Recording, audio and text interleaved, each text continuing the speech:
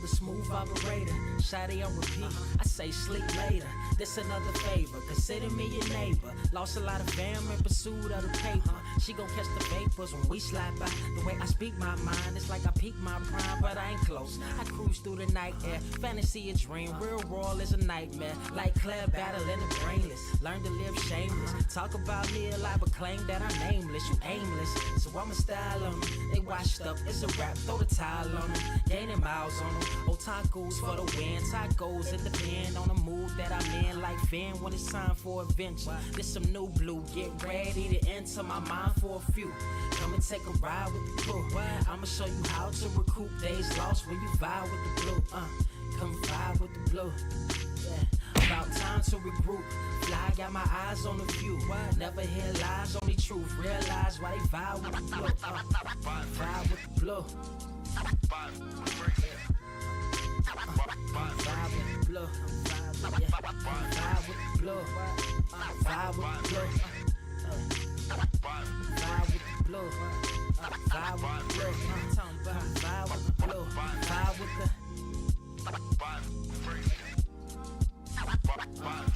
vibe with the sky. Wait, you know the rest. I'm blessed, I see you frontin' like you ain't impressed, but I still get requests. I'm playing Zelda on the GameCube, I quit spamming my music. Don't ever try forcing the links, that's a high rule. The wind waker, Mother Nature on my side too, controlling the elements. Go and check my avatar, I'm arrows ahead. Get the point, moving forward, the battle scars accumulated over time are reminders of what I went through as a mind.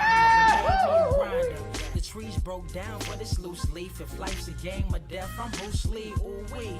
Lose sleep on the regular, trying to get this word out. Then I crash nebula. Wish I had a very odd parent, maybe two, but it's cool. Everybody pays dues. Now it's time to make moves. Granny didn't raise me to lose. Think I'm in the mood for a cruise. Wanna ride? Come and vibe with the blue. Come vibe with the blue. Come vibe with the blue. Come vibe with the blue. Come vibe with the.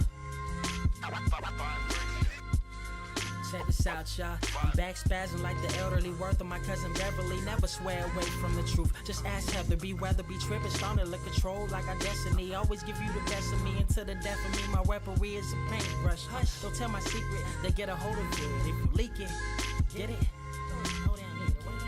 As usual. It's cool. Got you covered though, look. But let me get back to that cool-ish, loose-ish. Why they still lying? They don't do this. Bad at board games, whole world clueless. Selling their soul for Roof Chris. Who's this honored fella? Need a slice, extra mozzarella. Crew got born like they don't trust fun. Why you dodge to tell her? You don't know, but my odds are better. Life's a gamble, depending on who holding the cards. You can start living at large or it's bon voyage. Charge it to the game. Me and you ain't the same. I'm thinking bigger pictures. Why you still shrinking the frame? Ever blink in the rain? It helps when your eyes dry. Mob with the bright minds. Think you funny, wise guy? Midnight marauder with a new tribe. Tired of the fake. Come and vibe with the blue sky. Come vibe with the blue sky. Why do you try? We get them high. Take them high. What I do? Come vibe with the blue. Yeah. Come vibe with the blue. Caps, what up? Vibe with the.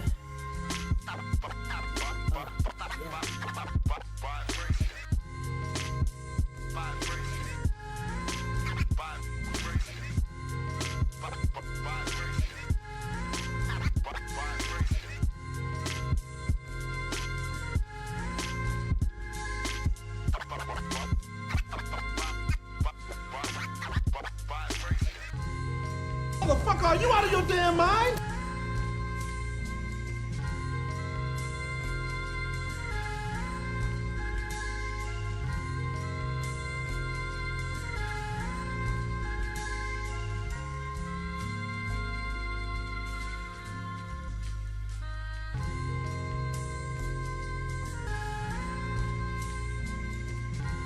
I have seen everything that has ever happened, ever will happen, ever could happen, and yet, what the hell is this?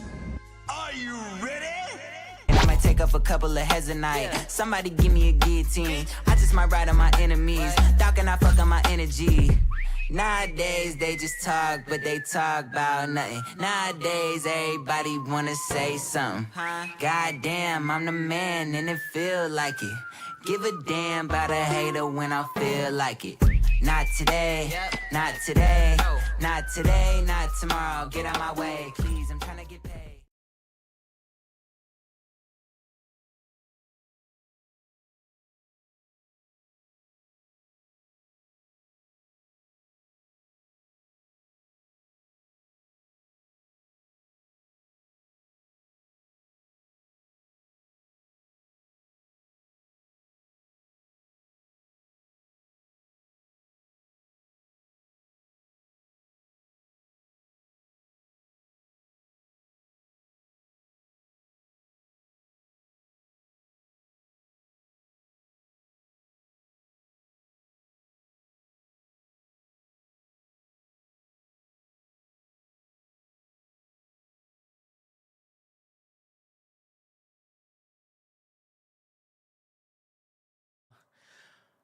What is up, Earth's mightiest subscribers? It is your boy Ernie, the Blerd without fear. Got the homie Robo of Left Face TV. Welcome to episode 41 of the Nerds of Culture podcast. That now it's weird. It's gotten weird now because now the podcast is the same age as me.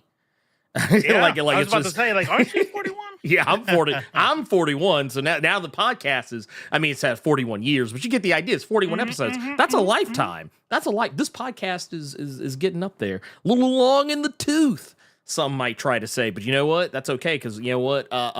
We have our finger on the pulse of the culture as nerds. And That's right. Welcome to your daily dose, or rather your weekly dose of the Woke Shade Room. We are going to be talking about some shit. It's I'm be honest with y'all. It's gonna be something. But before we go all in, I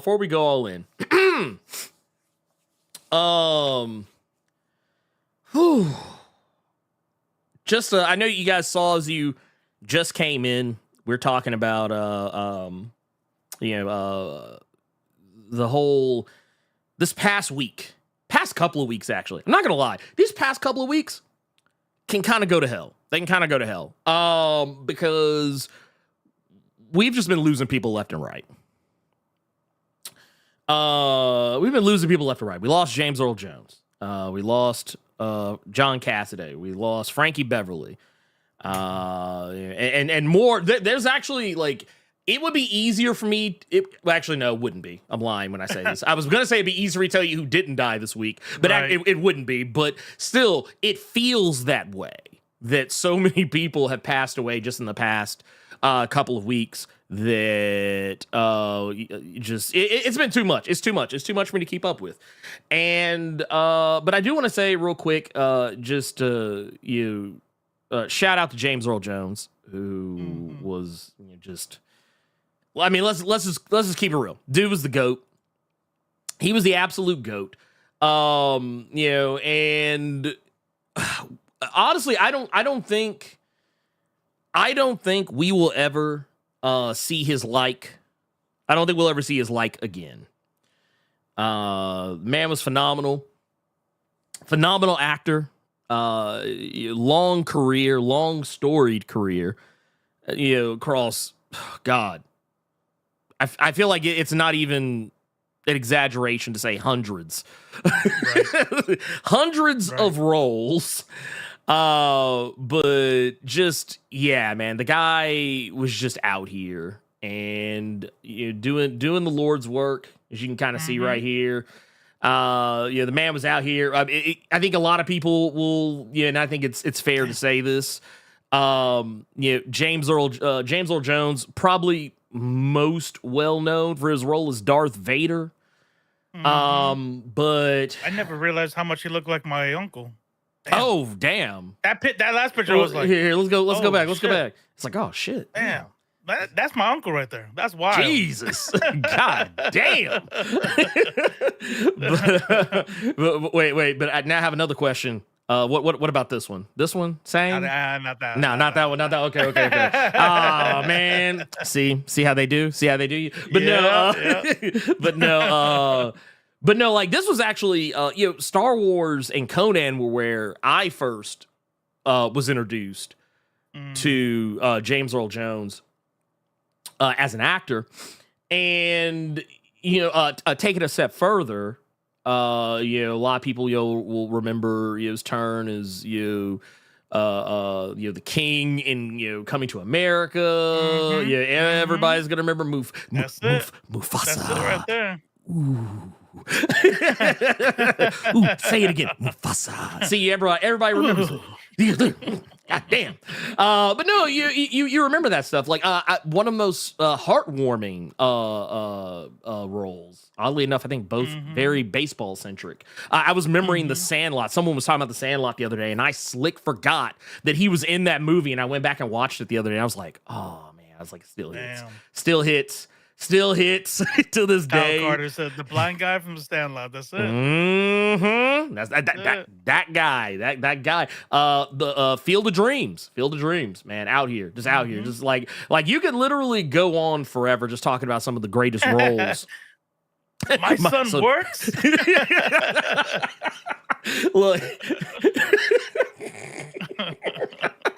Let them wait. Is this McDonald's? I'm speaking with my son. Yeah. Like, I'm not gonna lie, man. James Earl Jones type motherfucker that like no matter what role he was in, dude, you knew, man. He was about business. He was about business. And to shift gears just a teensy weensy bit, we also lost.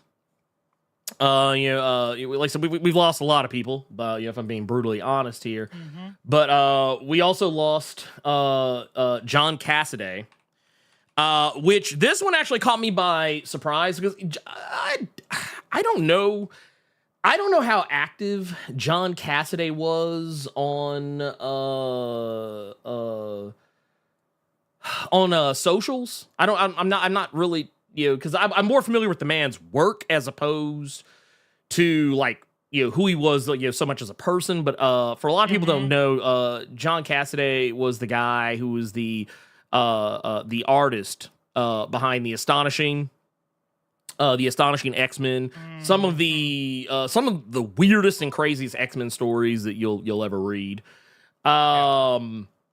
Also was one of the he was also on the Star Wars books early on with Jason Aaron, and we lost him. I don't know the full extent of exactly how or why or what happened, but I know for a fact if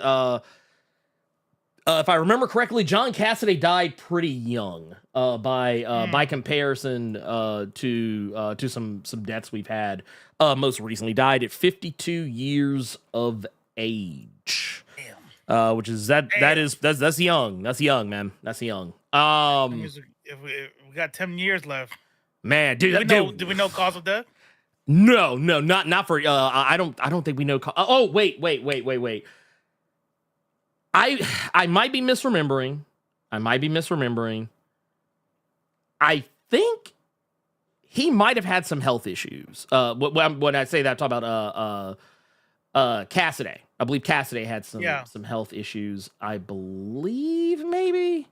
I don't know the full scoop, so I'm not gonna pontificate on it. But I'm just gonna say, either way, still ridiculously young. For that His type death of here, thing. Death not reported. So Yeah. So but just like I said, man. cause of death. Yeah, go tell the people you care about. Go tell the people you love that you love them. Let the people in your life know how important they are to you, and give people their flowers while they can still receive them. Because man, you just never know. That said, speaking of giving people their flowers, don't make it weird. Don't make it weird when you give them the flowers. Because if I hear one person say that they love them like a father, cut off. That's it. It's like, wait a minute. Wait, excuse me? Yeah. like you don't understand what he meant to me. I mean, now it's one of those situations in where a disconnected level. Because I was sad with Stan Lee, right? Stan Lee. Yeah. Like, your art spoke to me, yada yada yada, but not the person. I don't know who the fuck Stan Lee was. Right. No, I don't know who like don't get me wrong. Don't get me wrong. In some instances, like if someone told me, man, dude, you James Earl Jones was like a father to me because his role as Mufasa and as the king coming to America, I would be like, I could kind of see it. Like I would still be like, but like because for me, I reserve that type of stuff for people I know personally. I reserve that type of talk for like if I were to refer to someone as it's say oh man, this person was like a father to me, it's like well that you've been around. yeah like that person's been in your life, right like, and that person should know who you are. Right. Or wait, I don't know. Maybe that is the father experience, considering the damn. That was me. That's this guy.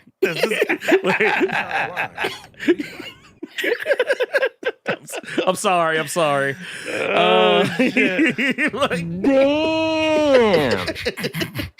I'm sorry. Herbert Scott, not gonna lie, I shed a tear for Chadwick because he was young in his prime, still gives performance he gave. He was dedicated. Yeah, see the thing. Yeah.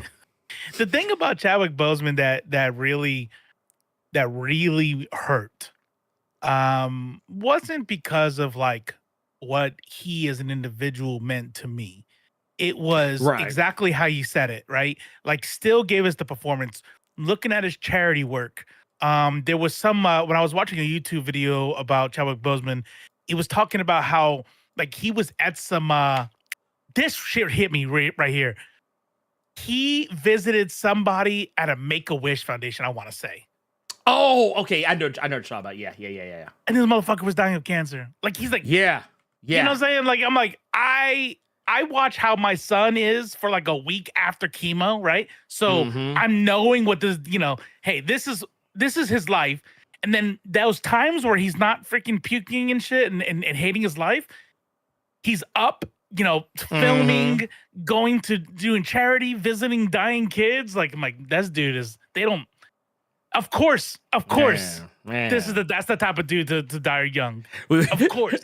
Well, it's like, was it? I think someone in the Discord, in the Blerd Coa Discord, said, I think it was yesterday or earlier today, I think actually, talking about people, talking about all the people that have died recently that we've discovered who have passed away, and they were saying how like, factor. I just.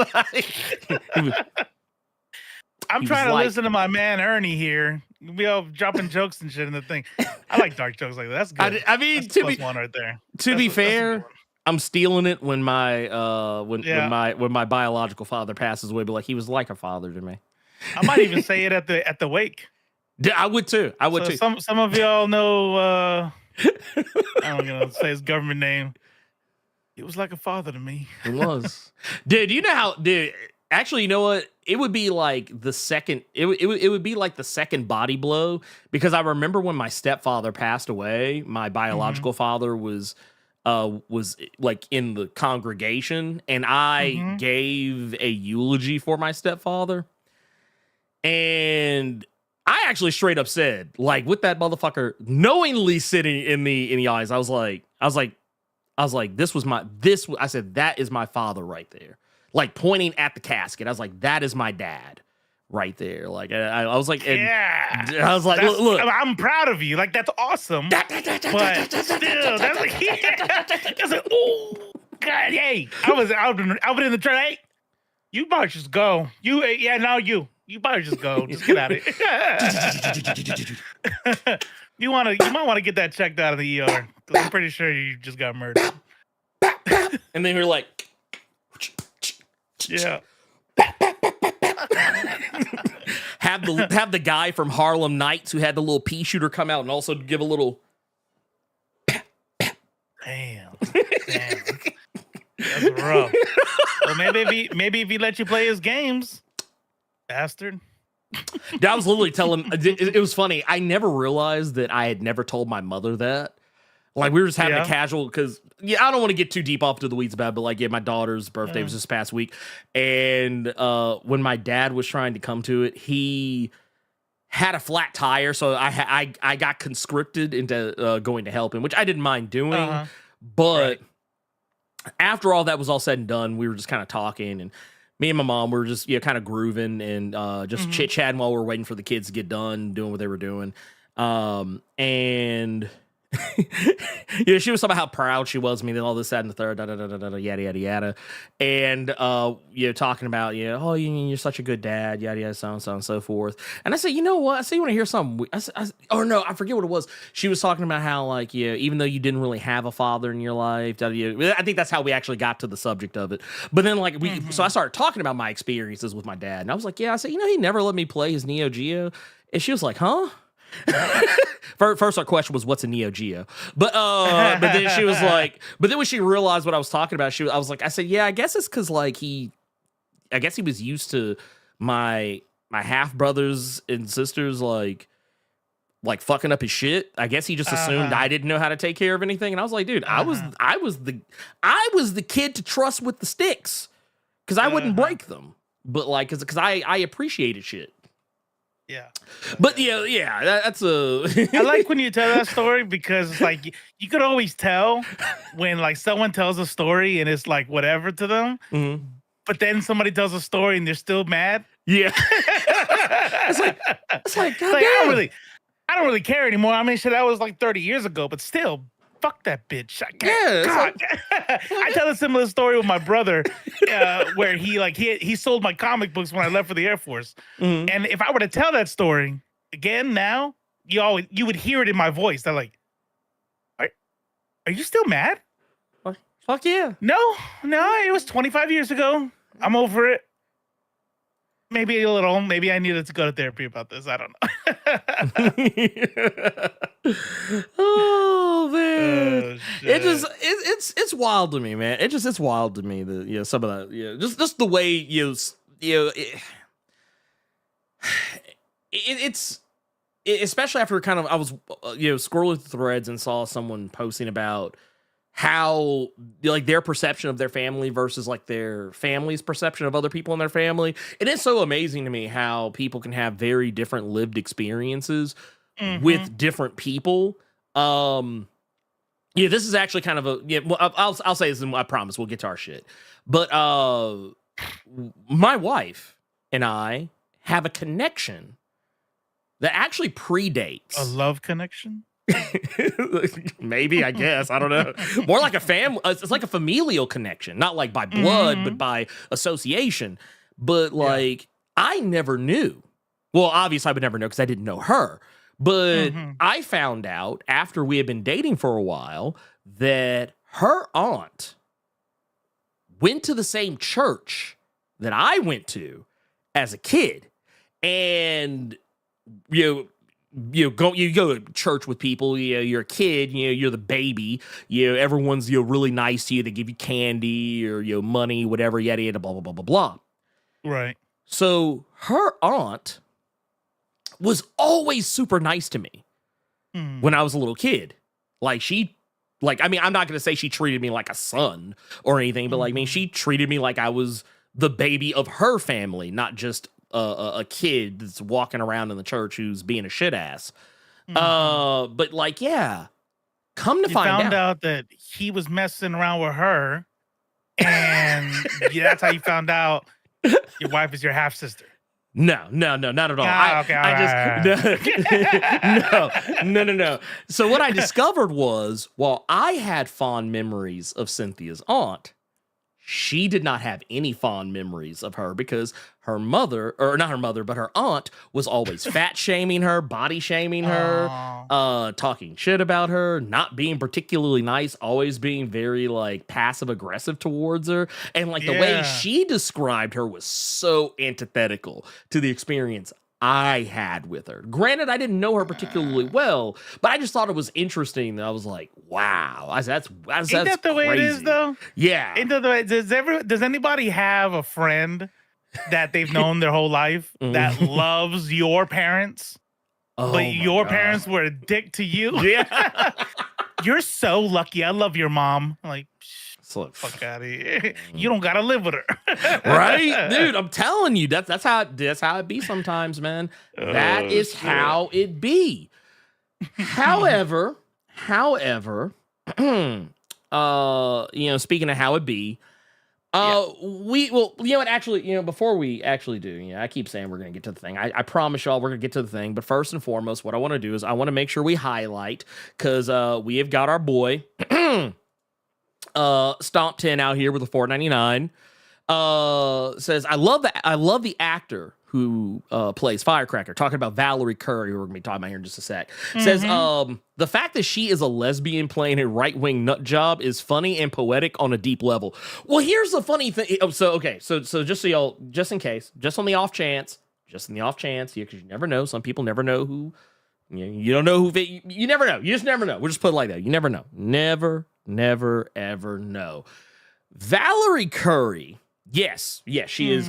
She is openly lesbian, and she regularly plays some of either A, the weirdest individuals you'll ever see committed to celluloid, or B, she is playing some of the most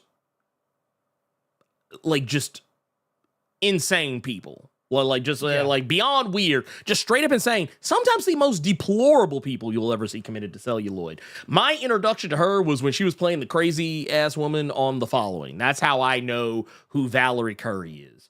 It wasn't until I think the first time I saw her in something where she was not being a piece of shit was when she was in the game Detroit Become Human, when she plays Carl. Okay, I was just looking at that. I was looking down the filmography and I saw, ooh, that's a game I own and have never played yet. It's really good. I like it a lot. It's you get to be a little bit of a revolutionary depending on how you play the game. Oh, she was in Blair Witch. Yes. So I think was it 20, was it 17, 18, 19? 16, yeah. 16. Wow, 16. Oh my God. So she played the and girl. Good too. I like it. Yeah, no, I love that one. I love that. You know what? I'll fight a motherfucker over this. I think it's better that that original one. They keep that shit. I like the original one. But this is good too. Yeah, I like this one as well. They keep that other shit out. This is my Blair Witch, is what I'm saying. But no, not my president. Oh, sorry. Not my president. Yeah, like, hashtag not my found footage horror movie. But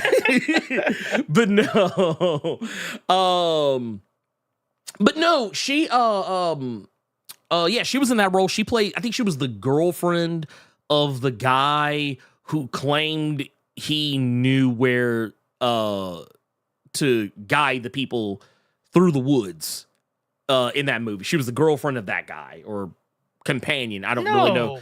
Yeah, she was the I think she had like blue or purple hair. Yeah, that was her. That was Valerie Curry. You know what's wild? Literally just now, notice that Maneater and I watched it 2 days ago. Oh shit! 3 days ago, maybe. I'm like, what? I just saw it. Now I'm looking at her. It's like, wow, way different. Way different. Yeah.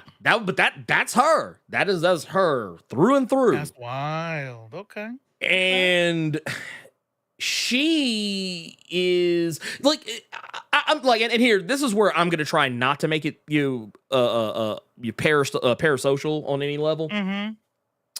Is that I don't know this woman from anyone.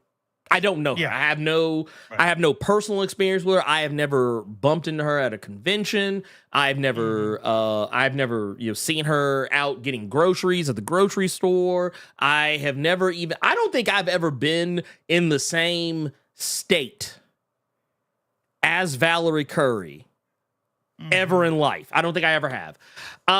But based on her social media, I guess activity, the kind of like the behind the scenes stuff, interviews and things of that nature, The thing I keep commonly seeing people say is that, and why I'm inclined to believe it is because everyone says the same thing about her. They say she is quite literally the polar opposite of her characters that she plays. Like, if you think, man, she's really good at being a crazy right-wing conspiracy theory gun nut, who would simp for Homelander. Okay, if that's who you think, you see that character, man, she's a little too good at playing that. Right. I have come to discover, at least just once again, just based on, third-hand experience, that she is not that, like, she is the polar opposite of the character that she plays. So I mean, I feel like we're friends. I feel like I know her, Yeah. I feel like if I met her, I would be like, come here, bring it in, and be all in their personal space, and maybe you know what I would do? You know what I would do, being a very well-adjusted, normal person? I would harken back to the scene of her breastfeeding Homelander, and then ask if could we take a picture like that? It'd be funny. It'll be funny. And that's what I would do, and that would be a normal thing to ask her. A very normal thing that with boundaries. It's like no, like, hey, can you pop a titty out so I can wait? Sorry, I didn't mean to make it weird. Sorry. What do you mean? I saw you do it on the show, right? You did it on the show for Homelander. Why can't you do it for me? I thought that this is real, right? This is the really real world, right? By the way, I appreciate this. I will appreciate this. Thank you here. Trusty Milkshake says, might be the only conservative fan in here, but Ernie knows his stuff. And as a conservative, it's really annoying when my friends get salty over the boys. And here's the thing. Once again, it's all entertainment. And I feel like, we should all be able, because I mean, let's be real. It may not seem as obvious, but like, they make fun of libs too on that show. It's just that it's done in a way that I feel like people probably don't pay as much attention to, because, I mean, can we just be real? Can we keep it real for a sec? Go. Libs are fucking boring. They're boring. They're not special. They're not entertaining on any. And when I say libs, just so people know what I'm talking about, I'm talking about I'm not talking about progressives. I'm talking about libs. That's two completely different things. Two completely different things. To me, libs are, what was it, the parents on Get Out? Man, I'd have voted for Obama, for another 4 years. He could have gotten 16 years as far as I'm concerned. Like, to me, that's a lib. It's like you think you're doing the most, but you're doing the least. But you say it like a bad thing. It's one of the boring, vanilla as fuck. Oh, yeah. Here's the thing, though. Here's the thing. There's a reason I don't really pay attention to libs like that. It's because when we start looking at like annoying lefties, when you have like extreme lefties, or even like just like super libbed up people, they're not dangerous. Okay, they're just annoying. They're just annoying. And let's keep it real. Can we keep it a buck? They annoy me too. Okay, they annoy me. They annoy us all. We just don't. I look at libs. Libs are like, I view my interactions with libs the same way other people probably view their interactions with their crazy, conspiracy theory tinfoil hat uncle at the cookout. It's like, oh, here we go again. I feel this, but for completely different reasons. It's for completely different reasons. It's just like, okay, here goes my lib uncle all over again. Yeah, tell us again. Yeah, tell us again how saying defunding the police is bad. Yes. Yeah. It's funny you bring up not to change it because the story of the normal person that actually happened to old girl. Yeah. Right? Mm-hmm. Yeah. I thought you were gonna segue into that because I did the bit and I set it up. But, my bad. But, I was too into it. My bad. I'm sorry. No, to take us to that level though, for those who don't know what was happening with Valerie Curry, and this is something that like it hasn't gotten as much airplay as I think it probably should have. Right. I only found out about it because I'm a fan of her work. I'm not a super fan, but like I know enough about her to follow her. So when I saw that she was talking about it, I was like, oh wow. I was like, why aren't more people? She's pretty much like a friend to you. She's like your friend. Yeah, I mean, she's like my best friend. I mean, you jest, but I mean, I don't know if you know this, but like, when she took this picture right here, she took it from me. She took it from me. She knew that like I needed a new background for my cell phone. And she took it for humanity. She took it for the world. For the world. It's like right there. That look she's doing right now. That look is like she's thinking about me. And and I know that she's always going to say the thing that I'm going to agree with. Like she's never going to betray me and have views that are antithetical to my views. No, I'm sorry. Yeah. I can't even keep that shit up. But no, apparently what happened, she had a very bad experience at a convention, at least in terms of the experience itself. I think she was very vocal about the fact that she enjoyed her time at the convention, save for this one thing. And she posted a video about it. We have said video. Video. And we're gonna play it. And here, let's see. I think just to make sure, I want to make sure I actually have it where you will be able. Oh, actually, no, I do not. I'm so glad I look at these things. So here, let me fix this up for you. I'm gonna fix it so you too, Robo, will be able to hear. Yeah. The X1, we know you ain't gonna put your ghost fast. Ghost, nice. He's like, wait. My brother has a habit of going on crypto tirades. Oh my god! You know what's really funny? Literally, my brother as well. Literally, my brother. Really? Yeah, all super into crypto and telling me like which coins. I'm just like, I'm good, bro. Thank you. Yeah, Why? Dude, I'm sorry. Like, he swears by it. Yeah. I'm not gonna lie, man. Whenever people start talking about crypto, I just immediately cannot take them seriously. I just can't.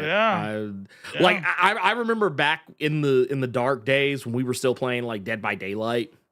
One of the people who I used to admire in the community, and then I just kind of slowly realized he was problematic, was True Talent, and that's all he did was talk about crypto. Yeah, that like he was a crypto bro, and that should have been my first sign that he was on that bullshit.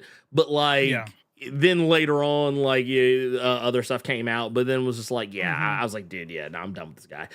This guy he wanks it to crypto dreams. I'm like, nah, I'm good. But yeah, let's take a look at this video. Let's see. Oh, that's pretty awesome, Baloney. Actually, you know what's funny? I was gonna say that there is. Well, I don't want to go off on a tangent. Let's just say that there's people who like hate crypto, and you should hate crypto. Crypto's not a good thing as it stands. Yeah. As it currently exists. Mm-hmm. But there's a group of people that are just like, crypto is a scam, crypto's for losers, crypto right? I'm like, true, but let's not fool ourselves. There are some people making a lot of money on crypto. The problem with crypto is not that it's because you can't make any money. It's because of the volatile gambling nature of it and how the people you're exploiting. Everybody just trying to hike up coins and then pull out first and try to be the one that doesn't get the rug pulled out from under them. Who was it recently that just got hit for that? Like they were talking about crypto on socials and then like came back like almost immediately later and said they've lost so much money. I think Tim Pool was one of them. Tim Pool, I remember like either recently or not too long ago said that he lost a shit ton of money on like crypto deal. And then there's also like celebrities who are getting into crypto. Like, don't get me wrong, I think it's great that she was able to pay for a transition surgery. That's great. Look, if you get crypto to work for you, by all means. But don't hawk it to me. That's my only thing. I'm like, just don't. It's also really bad for the environment. So that is It's it's one of those situations. I'm just kind of like, eh. But let's hit the video and. Sure.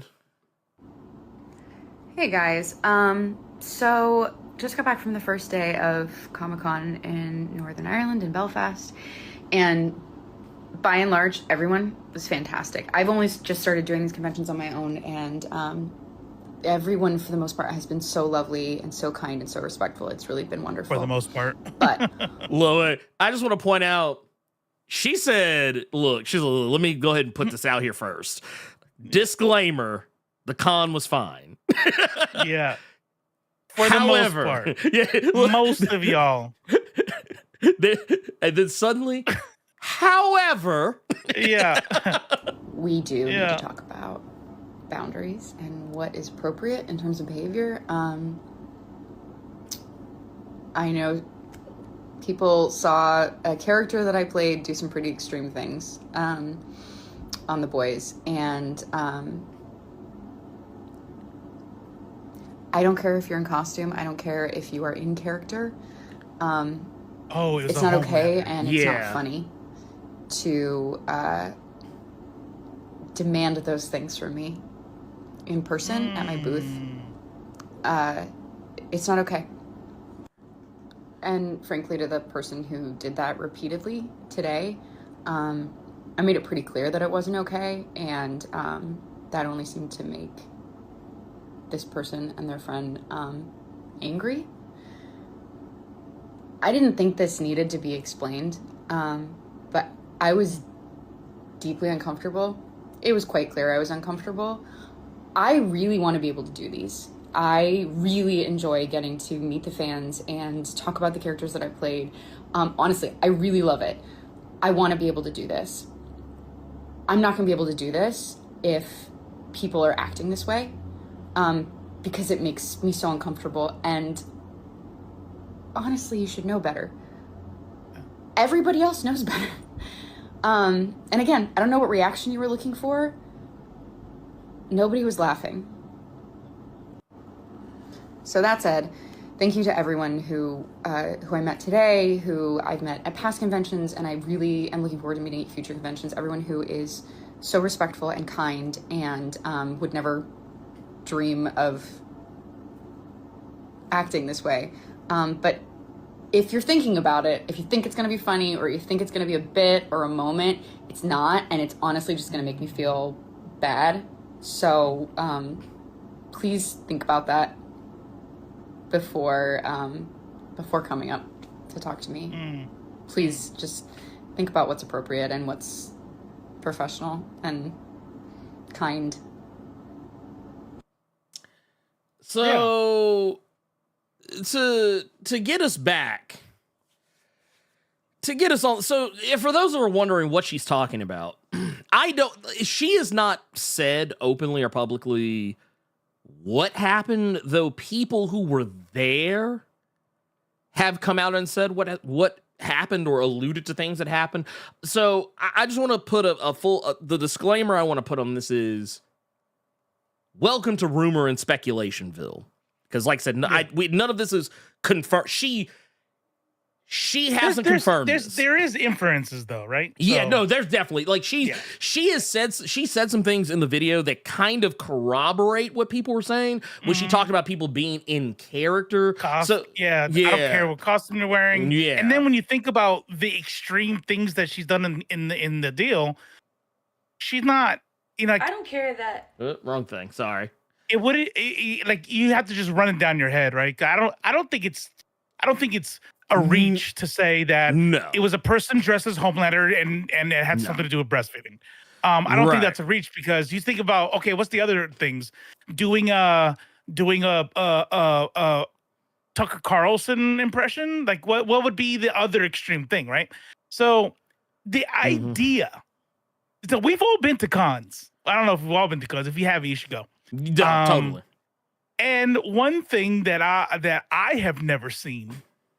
By the way, I'm not saying this would make it right, but it would be a little more understandable to me. I would still think you're an idiot. But I've never seen them show up in character. They're there in plain clothes. They're there in T-shirts. You know what I mean? And so she's not showing up as Firecracker. She's showing up as Valerie Curry. You know what I mean? And the actress. that's her name, right? Valerie? Yeah. Yeah. And that's how people don't understand. Like, she becomes someone else. This is a set. It's safe. You know what I mean? That's why you have sensitivity. What do they call them? They call them sensitivity trainers. What it's called. No. Or it's coaches the people or whatever? on set. It's people on set for sex scenes. Intimacy That coach. way we can, it's like an intimacy coach or something like that. Or it's to be able to go, hey, that's inappropriate. Nope. This person or that person doesn't feel comfortable. Let's change how the scene goes. Shit like that. And because these are human beings, you don't just that's it. Intimate coordinators. That's right. Coordinators. That's it. To be able to go up to somebody, like I said, it wouldn't make it right anyway, but doubly, like she's sitting there in plain clothes in her actual just regular clothes. I'm just a human being, and you want to make a joke like that? What a fucking idiot! No, I 100% agree. And it's because I stopped cosplaying because guys would get extra weird. Yeah, so you know what? I take back what I said too. Like even if you are in costume, like you're not acting. No. You haven't got. You know what? I 100% take back what I said because there's no consent there. You're not asking the person, hey, is it cool if we do like a little bit? No, okay, thanks. Okay, you know what? You just made me think about something, and actually, Jessica, you unlocked a memory for me that I had completely forgotten about. And oh my God, when I think back upon it, I think back with absolute horror at it. So, okay, so this was at oh my God, what was this? This was Memphis Comics and Fantasy. No. The lies I just told you. This was at a I think it was Mid-South Con. Yep. Mm-hmm. And how many of you all remember I think this was actually in Batman the Animated Series. I'm almost positive. I think this is where this look actually initially kicked off. I might be. No, I'm 100% certain. I'm 100% certain now. 100% certain. It was from Batman the Animated Series. 100%. Full stop. Full fucking stop. So here, I'm gonna pull this up just so y'all can kind of have an idea of what I'm talking about. But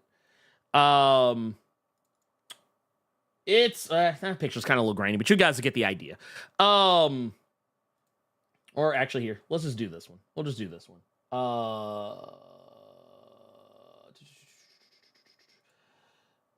Here we go. Bam. Got it. Cut the check. Let's go. So this image right here this is from the comics based on Batman the Animated Series, but I know a lot of you will probably remember the episode where Harley Quinn is wearing the nightgown. It's a little short. There was a woman who was walking around who I assume was her boyfriend or husband or maybe a very close friend. I don't know. I don't want to assume the nature of their relationship, but they were very close. They're very hugged up on one another, so you never know. But he was dressed as the Joker from Batman, the Animated Series, and the young lady was dressed as this version of Harley Quinn. And I don't want to make myself incredibly clear here when I say this. I mean, in all that entails. She had, I think the way she was dressed, she didn't have on shoes, like she had on shoes, but like she was wearing something that basically kind of like simulated that she was barefoot, like a type of slipper that would simulate that she was barefoot. And like she clearly had on like some stockings or whatever.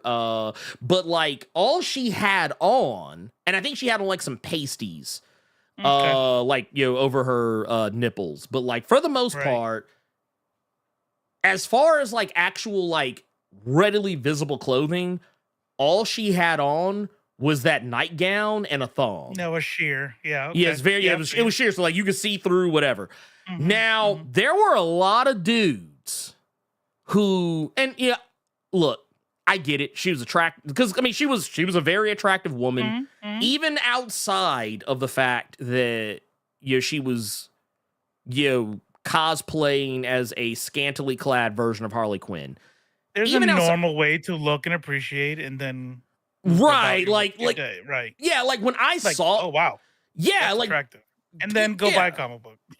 Right, no, and it's the thing. That's exactly the response that, because like when this occurred, I was there with a buddy of mine, and actually no, it was actually a couple of good buddies of mine. One dude, one chick, and we all three looked at her. I mean, she walked by. I was like, it was kind of hard not to, but it was like it was never like a.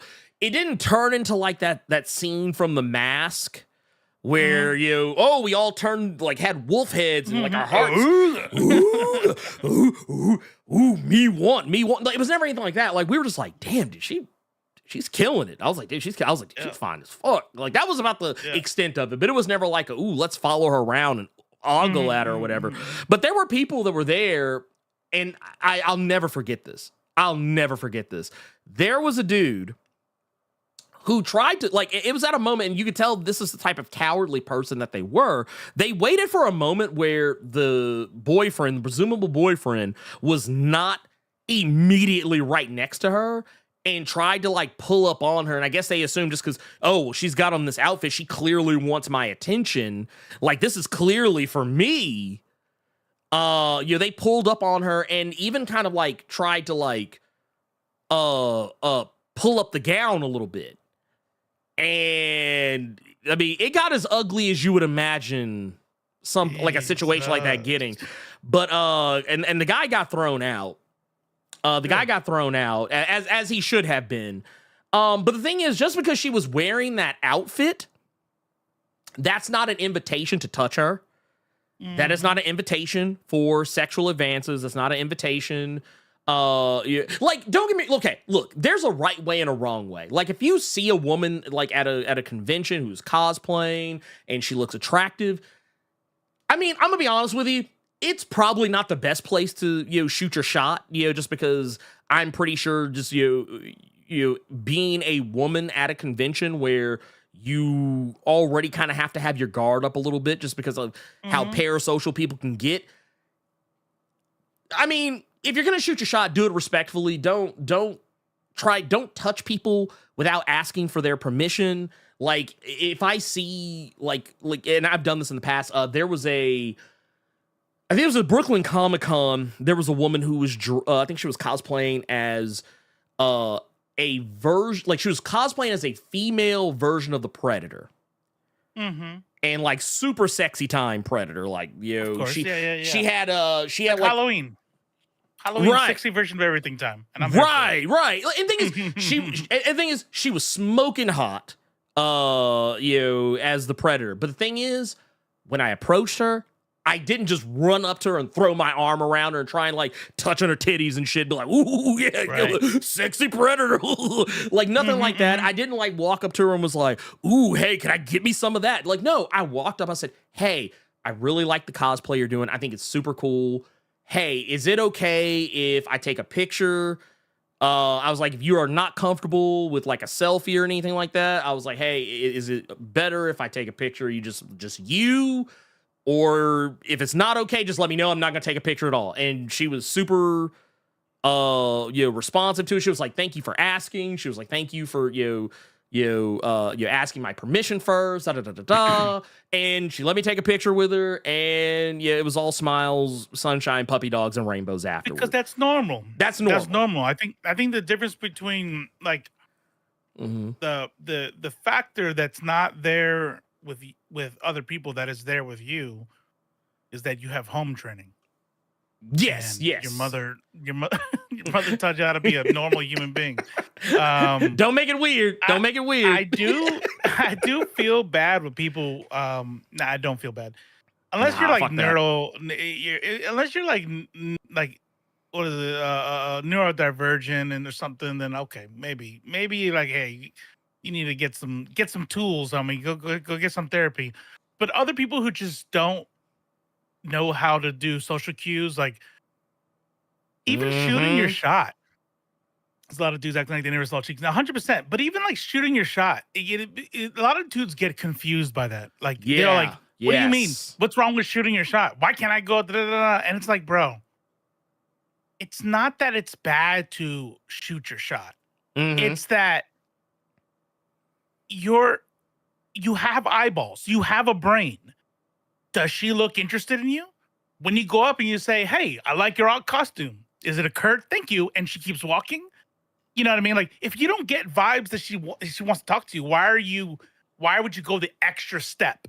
You know what I mean? You know what it's like? It's like you're in a group of friends and you and the other friends are talking to a party, talking about a party, but you're not invited. Who's gonna bring up? Hey, can I come? Like, no, that's the weird thing to ask, right? Saying, hey, can I come? Clearly, we didn't invite you, so don't make it weird. Yeah, why would you ask if you can come if obviously we didn't invite you? You know, stop making it weird. That's what you're doing if you're a dude in the Comic-Con. Yeah. Unless she's flirting with you and like, hey, I would like to exchange numbers. Yeah. Then don't fucking hit on her. Just be a normal fucking person. Oh yeah. Dude, don't get me wrong. A couple of years ago when I was at Dragon Con, I'm gonna be real with you. There were some absolute baddies walking around downtown Atlanta, Georgia. I'm talking some of the baddest of the bad. But it is Atlanta. It is Atlanta. Hot Atlanta. You know what time it is. Hot Atlanta. But the thing is, for me, and yeah, I went to like the con after parties, and there were some really good looking women that were there. But at no point did I ever feel it was incumbent upon me to push up on them or throw myself at them, like crowd them out or anything like that. I mean, and also it probably also helps that married. So I'm most certainly not going to do that. But even in the instances where there were like, I think there were moments that like on the dance floor, there were like women that were out there that were, they were dressed kind of, a little less than usual. When they were dancing around me, like I wouldn't just like assume they wanted me to grind up on them. Like if they wanted to dance with me, I was like, hey, it's like, like I would always do what I call the universal, is this cool with you? That's just kind of my, like, you can't see my hands, but I'll be like, and if I get like I'll be like, cool, over here. And I do my little two-step elsewhere. He's like, no, I didn't want to hold it any lower because I don't want to think like I'm like, like no, that would be the type of shit that would have Valerie Curry call the cops. But no, like it just, I just wish people, and I know, yeah, you're at a social event where you should be able to interact with people. Like if you meet someone you find physically, mentally, attractive, or whatever. Yeah, I mean, yeah, in a perfect world, I think it's okay to you make an advance as so long as it's appropriate and not disrespectful. Like if you're like, I know like the social mores that are always really nebulous, but my general rule of thumb is that be respectful. You'll very likely get more positive results from that than you will negative results from that. Like if I'm at it, like back in the day when I was single and would go to cons, I would never assume any woman wanted me to touch her. I remember this was like some MCXs ago, Memphis Comics Expos ago, but I remember there was like this trio of girls, and they were all dressed. I say girls, they were grown ass women, but they were younger than me. So to me, everyone who's like, you know, not in my age bracket is a girl. I'm sorry, it just is what it is. So I apologize, not trying to demean or. I've been calling like 26-year-old kids. Yeah, that's hey, like, do you see them kids out there? My son's like. They grown. Them kids that were in the driveway. They're like 25 years old. I was like, that kids to me. I don't know. Yeah. But no, like I remember, you know, these three young ladies, they walked by, and I thought it was so cool because they were each cosplaying as a version of Captain Marvel. Or actually, no, it was actually four young ladies, because it was there was a Monica Rambeau in there too. So yeah, there was like a Monica Rambeau, and there were three different versions of Carol Danvers. There was one that was in like the old swimsuit, one that was in the original Ms. Marvel costume with the red top and the kind of blue black bottoms, and then there was one that was in like the full body suit. And all four of them were absolute baddies. I just walked up and said, "Hey, I'm a huge Captain Marvel fan.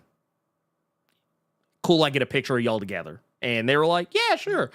Got my picture, walked off. That was it. There was no conversation afterwards. Like, I'm not here to make it weird.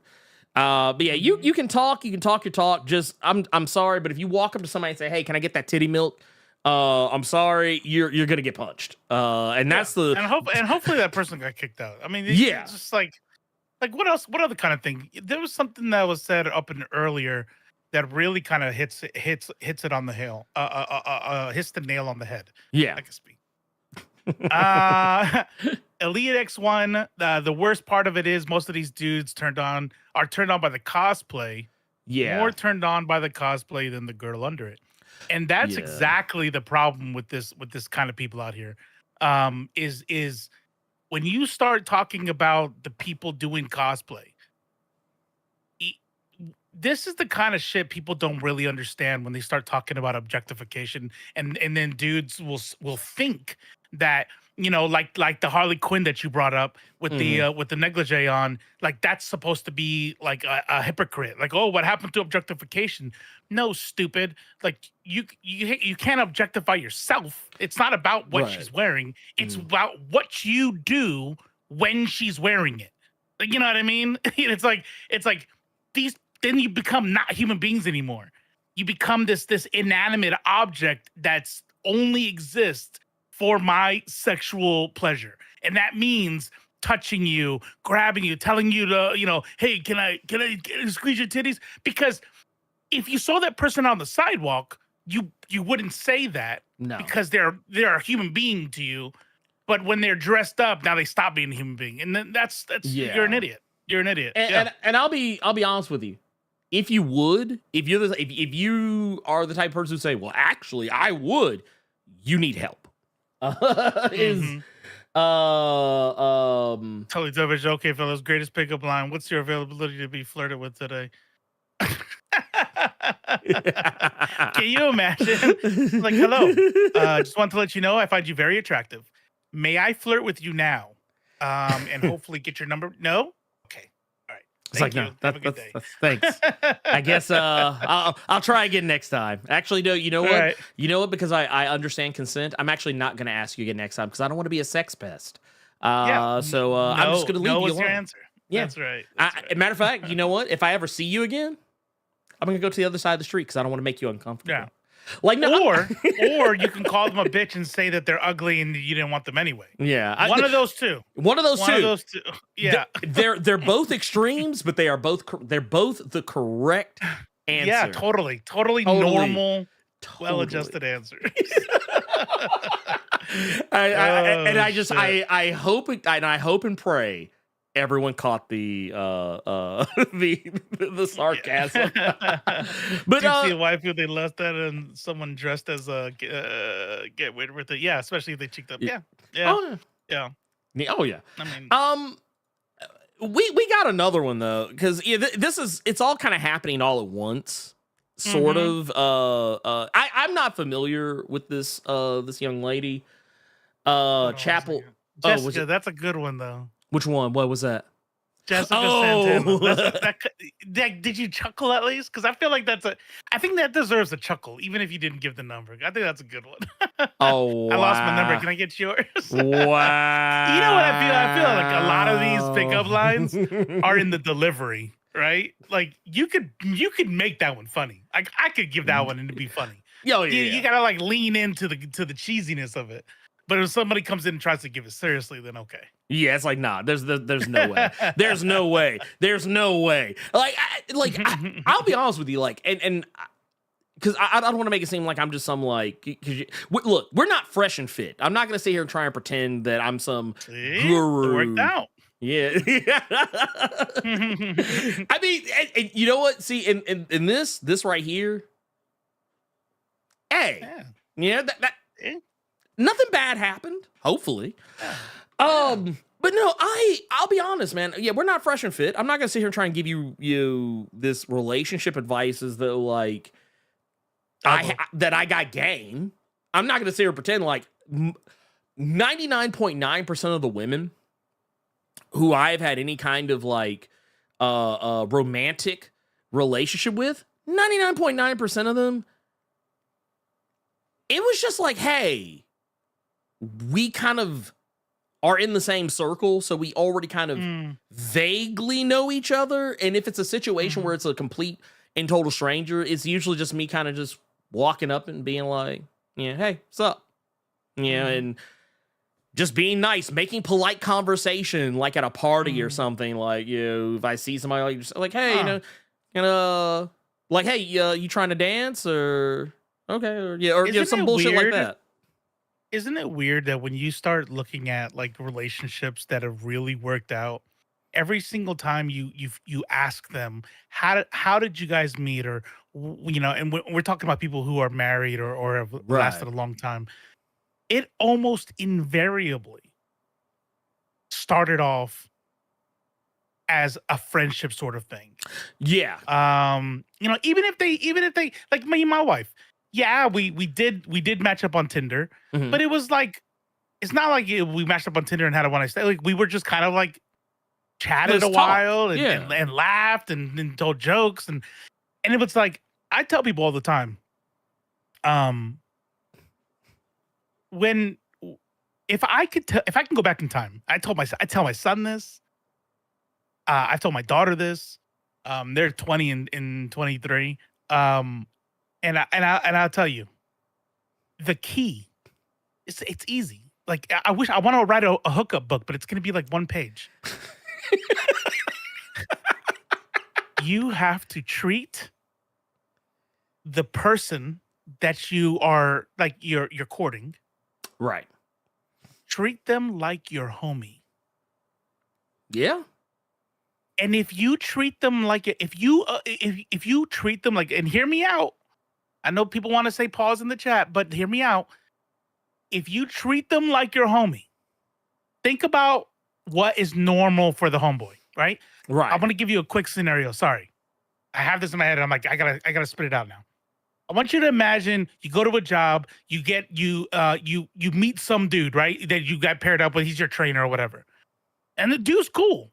You like the same video games. You guys have the same sense of humor. And you guys are like, okay. Mm-hmm. And then he's like, all right, man, it was nice meeting you, blah, blah, blah. And then next time you guys work together, you're like, hey, you want to play some, you want to play some COD tonight? And he's like, nah, I don't really like connecting with work, like work people outside of work. I'm sorry, bro. Mm-hmm. How do you react to that?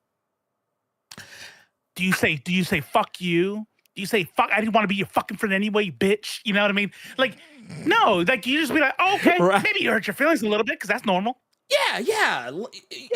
It actually man, I don't want to take it off into the weeds, but one of the people who I think I've become a huge fan of lately, my God, why am I blanking on her name right now, too? Oh my God, it's gonna fucking kill me. I have to, here, excuse me for a second, I have to pause this so I can go look. But you'll know who I'm talking about when I say the name, when I finally realize who the person is.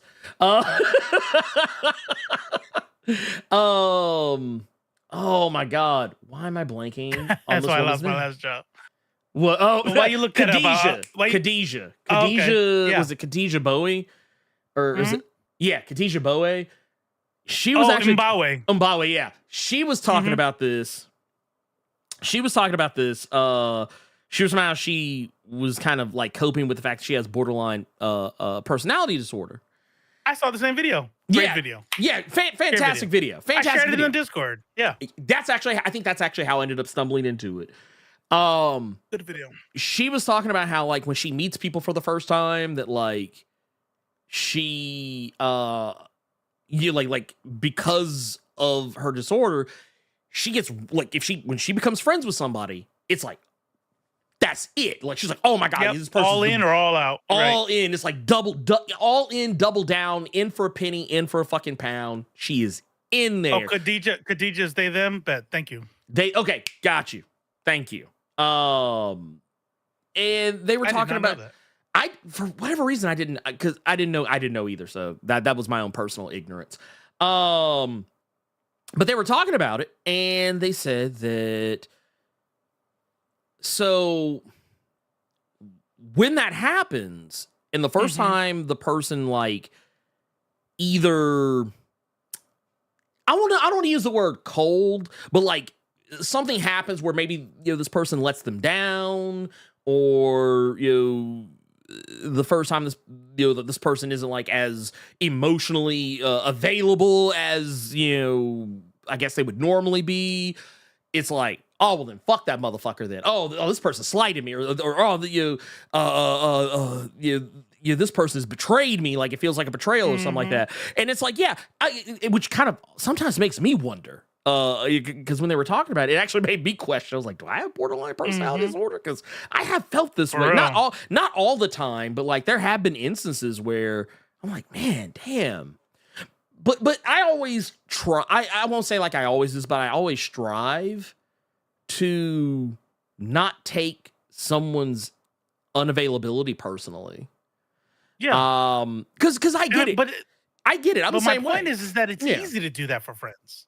It's easy to, well, and I'm not speaking from a straight dude's perspective. So if you're not a straight dude, then whatever works for you. It's easy to do that with people that you are in platonic relationships with or want platonic relationships with, right? Because, and here's the key. This is the point I'm getting to. It's because people that you want platonic relationships with, and it's usually for straight dudes, it's other straight dudes. They are human beings to you. Correct. So it's okay if they don't text back right away. You're not worried about them having other friends. Like it's like they become other human beings. So they're allowed to have their own time. They're allowed to be their own human being, their own person. But then when you look at, people that you want to be your partner or romantic relationships with, all of a sudden, some people, especially straight men to women, don't know how to look at them as women. They look at them as objects I need to attain. I have to get to that. And then that's where the whole thing comes in with anger at rejection and stuff like that, because you didn't look at them like a human being in the first place. You looked at them as a goal to achieve. And that's kind of like the breakdown for what we're talking about today. That parasocial kind of behavior people have is because these people are objects instead of human beings.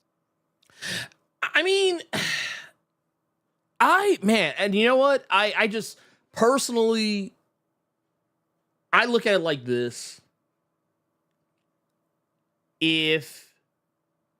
Especially considering the fact that my wife and I, Cynthia and I, we kind of, in a roundabout way, met the same way you met your wife. We met on an online dating site, OkCupid. We met on.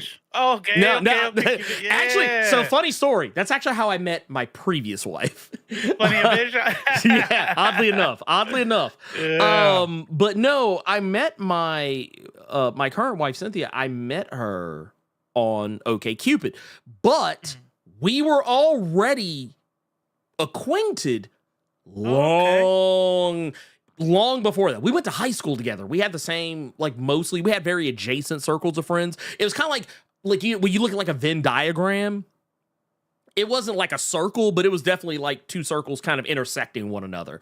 But like Venn diagrams do. Yeah, like it wasn't like the whole like, oh, the Venn diagram is just one solid circle. But it was like there was like maybe that much of an overlap. Yeah, you guys shared friends. Yeah, yeah, we had friends. Now we weren't like necessarily like super close, but like we were aware of the other person. We knew who the other person were. We've hung out in the same room before. Hell, we've smoked pot together and drank together. But the thing is, that's illegal. Oh wait, hold on. Danger. Anyway, that said, I personally, when we were getting reacquainted with one another, it was never like we were very open about what was going on with us both. I was very open about the fact that I had recently gotten divorced and was not looking for anything serious. I was really just kind of looking for someone to just have fun with. And I don't even mean like, hey, let's, have regular, sexual encounters or anything. Like, not like that. I mean, like, literally just someone to hang out with, go have coffee with, go out to the movies with, maybe go catch like some lunch, like, or whatever. And like, maybe talk on the phone, just talk shit, and just kind of, have a friend. And as humans do with other humans. Weird. Like a wait. What would you like a homie? Yeah, like man, it's weird. Like man, it's crazy. Yeah. That's crazy. Yeah. That's so crazy. Who would do that? But no, and she was very open about the fact that like I wasn't the only person who she was seeing. Like, she was. I think there was like maybe one or two other people who she was also interacting with, and like we were very open about it. I didn't take it personally. I wasn't like. I didn't do like the, oh man, shucks. It's or another thing, or another thing you can do is, hey, I want to hook up with this girl. Yeah. So I'm going to pretend to be her friend or be her homie. You know what I mean? But really, I'm trying to infiltrate. It's a goal. But no, it was. We were very upfront about where we were, and like as things had changed between us, like we were very vocal, like, hey, just gonna be honest with you, don't know how you feel about this, but I'm starting to have feelings for you. She said the same thing. It's like, okay, I'm starting to have feelings for you, and I'm kind of getting to that point where I don't want to see anyone. I just want to see you. Like, hey, come meet my kid, or hey, let's go do this together. Like it was the thing is you have these conversations. That's how that works. That's how you treat people, regardless whether they're the same sex, opposite sex of you, whoever you're attracted to, whatever. It is what it is. But that said, I kind of alluded to this earlier, but once again, this is something that's kind of an epidemic in celebrity. And actually, Chapel Roan, who I'm not familiar with her as a singer. I'll be honest with you, I don't think I've ever heard a single one of her songs. I haven't either, but I from what I'm gathering, she's like the Gen Z Lady Gaga, like age. Okay. Yeah. Like queer icon, pop star, very, very, very famous. Got you. And we already talked about it. How people treat famous people, because they don't get to be human. Famous people, you're not allowed to be human. You can't be. No. How you dare are an object for my pleasure, damn it. How dare you, Robo? Yeah. How dare you? I'm sorry. How dare you assume that this person has rights, has a soul? No, I'm joking. You know what's funny about that though? You joke. Mm-hmm. Think about what celebrities are to us, right? Celebrities are like, entertain me, dance monkey. Like, it's like, yeah.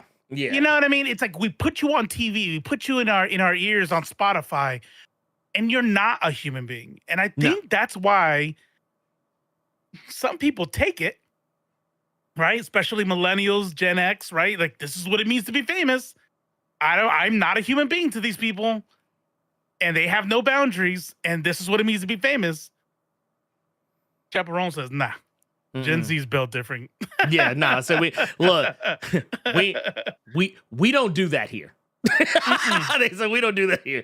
Oh, but no. I will say I saw someone bring this up earlier. I'll just say this: if someone, I saw someone in the chat trying to turn this into a One Piece conversation. I'll be honest with you.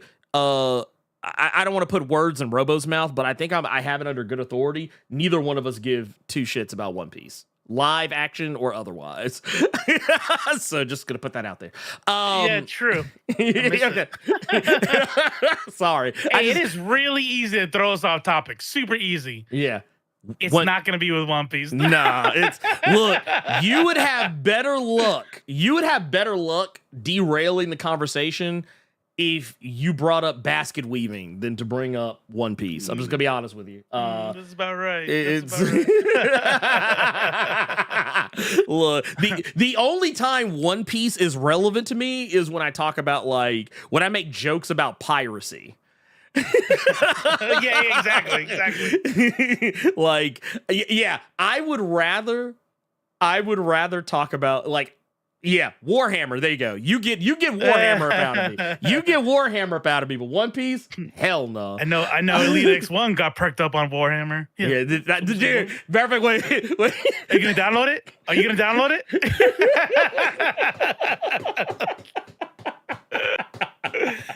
Well, wait. See, don't give you start on Warhammer. I can see it already. But if Elite X1 had the power, he'd make us. He's like, no, you will play it. He's like, you will. Guess what? Now, actually. Now. But no, I only got so much time. I'm on Wukong. See. There you go. Wukong. There, almost happened. You know what? Almost got it. But no, I'm gonna play this video. I think we can play this. Yeah, you numbered them, so I'm assuming this is what we're gonna play first. But yeah, basically, she was talking about how my bad. This generate like celebrity these days. Like, while people expect a certain type of behavior and a certain type of clearance and access, that a lot of that stuff that's been normalized in Hollywood and celebrity is incredibly weird and doesn't mean you should actually still be allowed to get that. And honestly, she caught some I won't say strays, but like she caught some shrapnel for having this opinion. Entitled people who don't know, that don't want to treat them like human beings. Yeah, exactly. And basically, this is the video here. I'm gonna pull this up. This is the video as let's pull wow. I don't care that abuse and harassment, stalking, whatever, is a normal thing to do to people who are famous or a little famous, whatever. I don't care that it's normal. I don't care that this crazy type of behavior comes along with the job, the career field I've chosen. That does not make it okay. That doesn't make it normal. It doesn't mean I want it. It doesn't mean that I like it. I don't want whatever the fuck you think you're supposed to be entitled to whenever you see a celebrity. I don't give a fuck if you think it's selfish of me to say no for a photo or for your time or for a hug. That's not normal. That's weird. It's weird how people think that you know a person just because you see them online or you listen to the art they make. That's fucking weird. I'm allowed to say no to creepy behavior. Okay? Yeah. No, that's exactly, and I love it because it's like, you know what? I guarantee. There was a video. Okay, I want to get this right. Who's the it was the Beetlejuice people. The Beetlejuice people. So the new Beetlejuice movie, you got Beetlejuice. Yeah. Winona Ryder. Yes. Winona Ryder. Right? And then you have the one who played the mom, the crazy woman, but now she's obviously older in the new Beetlejuice. Anyways, they're on the red carpet and it's Winona Ryder, And then the other girl who was in the last Scream, Jenna Ortega. Yeah, Jenna Ortega. Yeah. And they yell at Winona Ryder, the paparazzi, like, take off your glass, take your glass off, because they want pictures of the face. And so Winona Ryder's like, oh, okay. And Jenna Ortega goes, hey, no, you don't have to take your glasses off just because they yell at. And Winona Ryder's like, oh yeah. Oh yeah. I'm gonna keep my glasses on. He's in the older generation, like our generation, older of celebrities are like, this is what you have to do. This is a part of celebrity. And I'm telling you, I love it. I've been saying this for years, man. Like we're gonna be okay. Oh yeah, we're gonna be okay because it's gonna be. I'm telling you, Gen Z's out here walking out of schools, dude, for protesting laws and shit. Like I love to see it. We're gonna be okay. So yeah, Chaperone's right. Chaperone's absolutely right. I bet you there's a bunch of millennial and Gen X celebrities that hear that and go, "Thank you." You know? Oh no!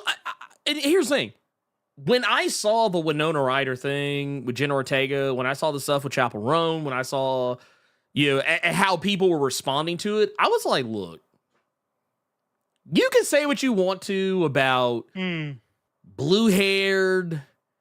Gen Z, teenagers, and you can make all the jokes you want, but I'm gonna tell you one thing you're not gonna do. You are not going to bother them. Unbothered. Look, because even though I don't have the, without going too deep into familial stuff, I don't have like the most super duper chummy relationship with my stepson, to where like we talk about like life and the pursuit of happiness or whatever. But like I will say this much, while I don't agree with every aspect of it, there have been some instances. I think there was an instance where he was trying to like work some job somewhere, and I think he had the job for like a little less than a week, and he quit. And when asked why he quit, his response was because of how the customers were treating him. And to be fair, I think this was I think the job was like it was at like a restaurant, like as a server or whatever. Okay. And I was like, you know what? Like there was a part of me in the back of my head that was like and this is programming, mind you. I was like, well, that's normal. That's called the food service industry. But then I caught myself and I was like, you know what? I was like, yeah, you shouldn't let people treat you like trash. My only criticism was that he didn't immediately go out looking for another job. But generally speaking, yeah, I think that these people are unbossed and unbothered. And I think it's okay. I mean, is there a limit to it? Probably. Is there a limit to it? Like where maybe there are times where it's probably better to just kind of be like, man, look, we got to take this L because look, it ain't going to get no better. But no, I think you should. I mean, they will establish a new status quo. And then Jen fucking whatever is Alpha, Bravo, yeah, Charlie, Jen Alpha, they're gonna freaking do their own thing, When are we gonna get to Generation Whiskey Tango Foxtrot? When are we gonna get to that one? That's the one I'm waiting on. But yeah. Anyway, that said, I find it interesting. I do find it interesting. So can't even tell Gen Z to eat a veggie bacon. Yeah, for real. No, you really can't. You can't. You really can. You really cannot. And you know what? Honestly, no. I wish our generation, generations were more about that life, because I guarantee, I guess, I don't know. I always find it weird. I guess I'm technically kind of on the cusp of, I don't know, because it depends on who you ask.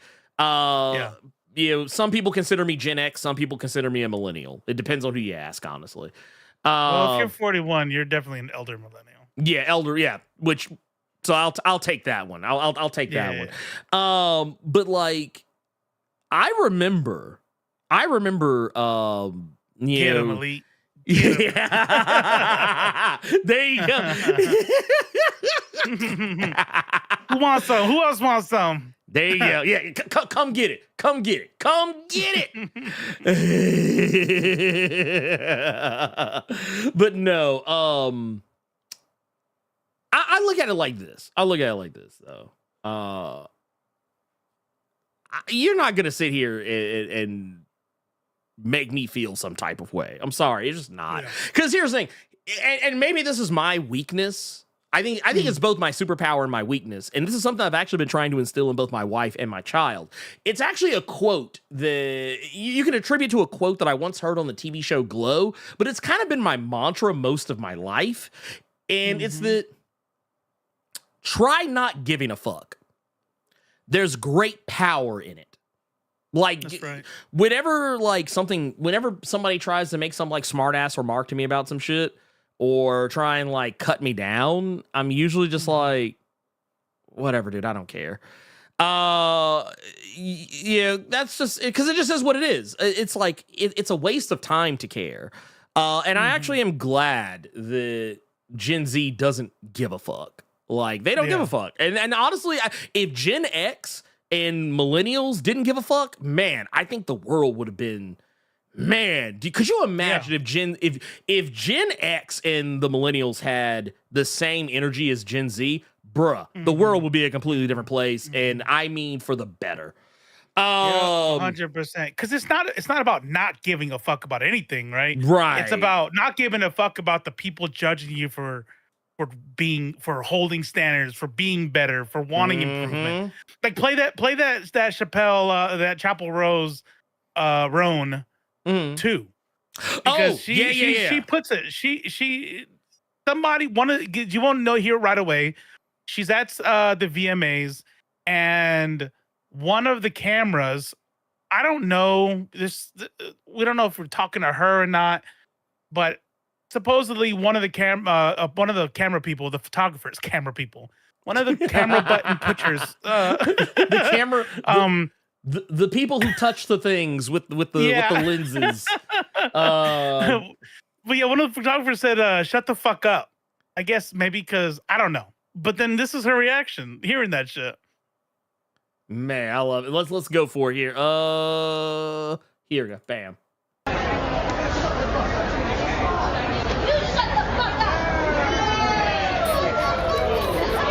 God damn. Not me, bitch. Oh, she told him. She told him. Dude, I love that shit. I love to see that shit. Yeah. Dude, I'm gonna tell you right now. I know you're not fucking talking to me, motherfucker. Dude, and you know what? Honestly, that is like... This has never happened to me. Right. Oh, yeah, no. If I ain't the one was a face. Bro. I was a person. That was, like, if you look up I ain't the one in the dictionary, you're going to see that motherfucker there. Like, and that's the thing, I've never had this happen at, like, a convention. Because I'll be honest with you, a lot of times when I'm at conventions where there's people who would probably talk some shit, they're usually really fucking nice. They don't want you to know. They don't want you to know that. Which is why I've often said to people who are like the chuds online that have their huge followings, I always point out that like when we meet if we ever meet face to face, you're gonna be nice as fuck to me. Always. I was like, always. And it's not because like you're scared. It's not because like I don't even think it's actually because you're afraid of me. I think it's because you just know that you can't act like that to somebody face to face. No, but that's a part of it. Like that is a part of it. That's exactly right. That's a part of it. It's like, no, you're a bitch. Yeah. Keep that same energy. You right. Oh, no, because I will. Every time. Every time, dude. Every time. I'm telling you. Like, I get annoyed that I'm a bigger guy. Like, I'm not jacked. I mean, I'm a fat 44-year-old, but I'm a bigger guy, you know? And every single time people want to talk shit, and then it's like, okay, what's up? And it's like, what you got? Whatever, man. And I'm just like, okay. It's like, all right, what are you gonna do? Whatever these hands. They are absolutely. But you know what? I'll tell you what. You can tell some dudes that are about it. And Okay. I mean, if it hopefully it doesn't go. I'm too old to be fighting out there. I don't think anybody should be fighting. I tell my son, I'm like, listen, we're gonna break the cycle here. Excuse me. We're gonna break the cycle here, okay? Because as a brown dude, as a Puerto Rican, every generation, don't be a bitch. You better stand up for yourself. You better fight back. You better da da da da da da. And it's all based off that machismo disrespect thing, right? And I still struggle with that. Like if I feel like I'm getting disrespected, if I feel like I'm getting talked to like a bitch or something, you know what I mean? Like I'm a bitch. I'm gonna get extra mad, right? And some people are like, no, that's okay. I'm like, it's okay to like stand up for yourself and you know demand respect, right, as a human being. But I'm aware of where my extra mad comes from, and it is that is that hypermasculine. It's toxic. It's what it is. It's toxic. But I want my kids to be better, and I want my kids' to be better. And it's this. I tell them, I said, listen to me, man. I know I'm in a middle-aged dude, so my brain works differently, but let me tell you something. When a dude steps on your shoes and doesn't say sorry, cool. All right. Hey, man, watch where you're going, whatever.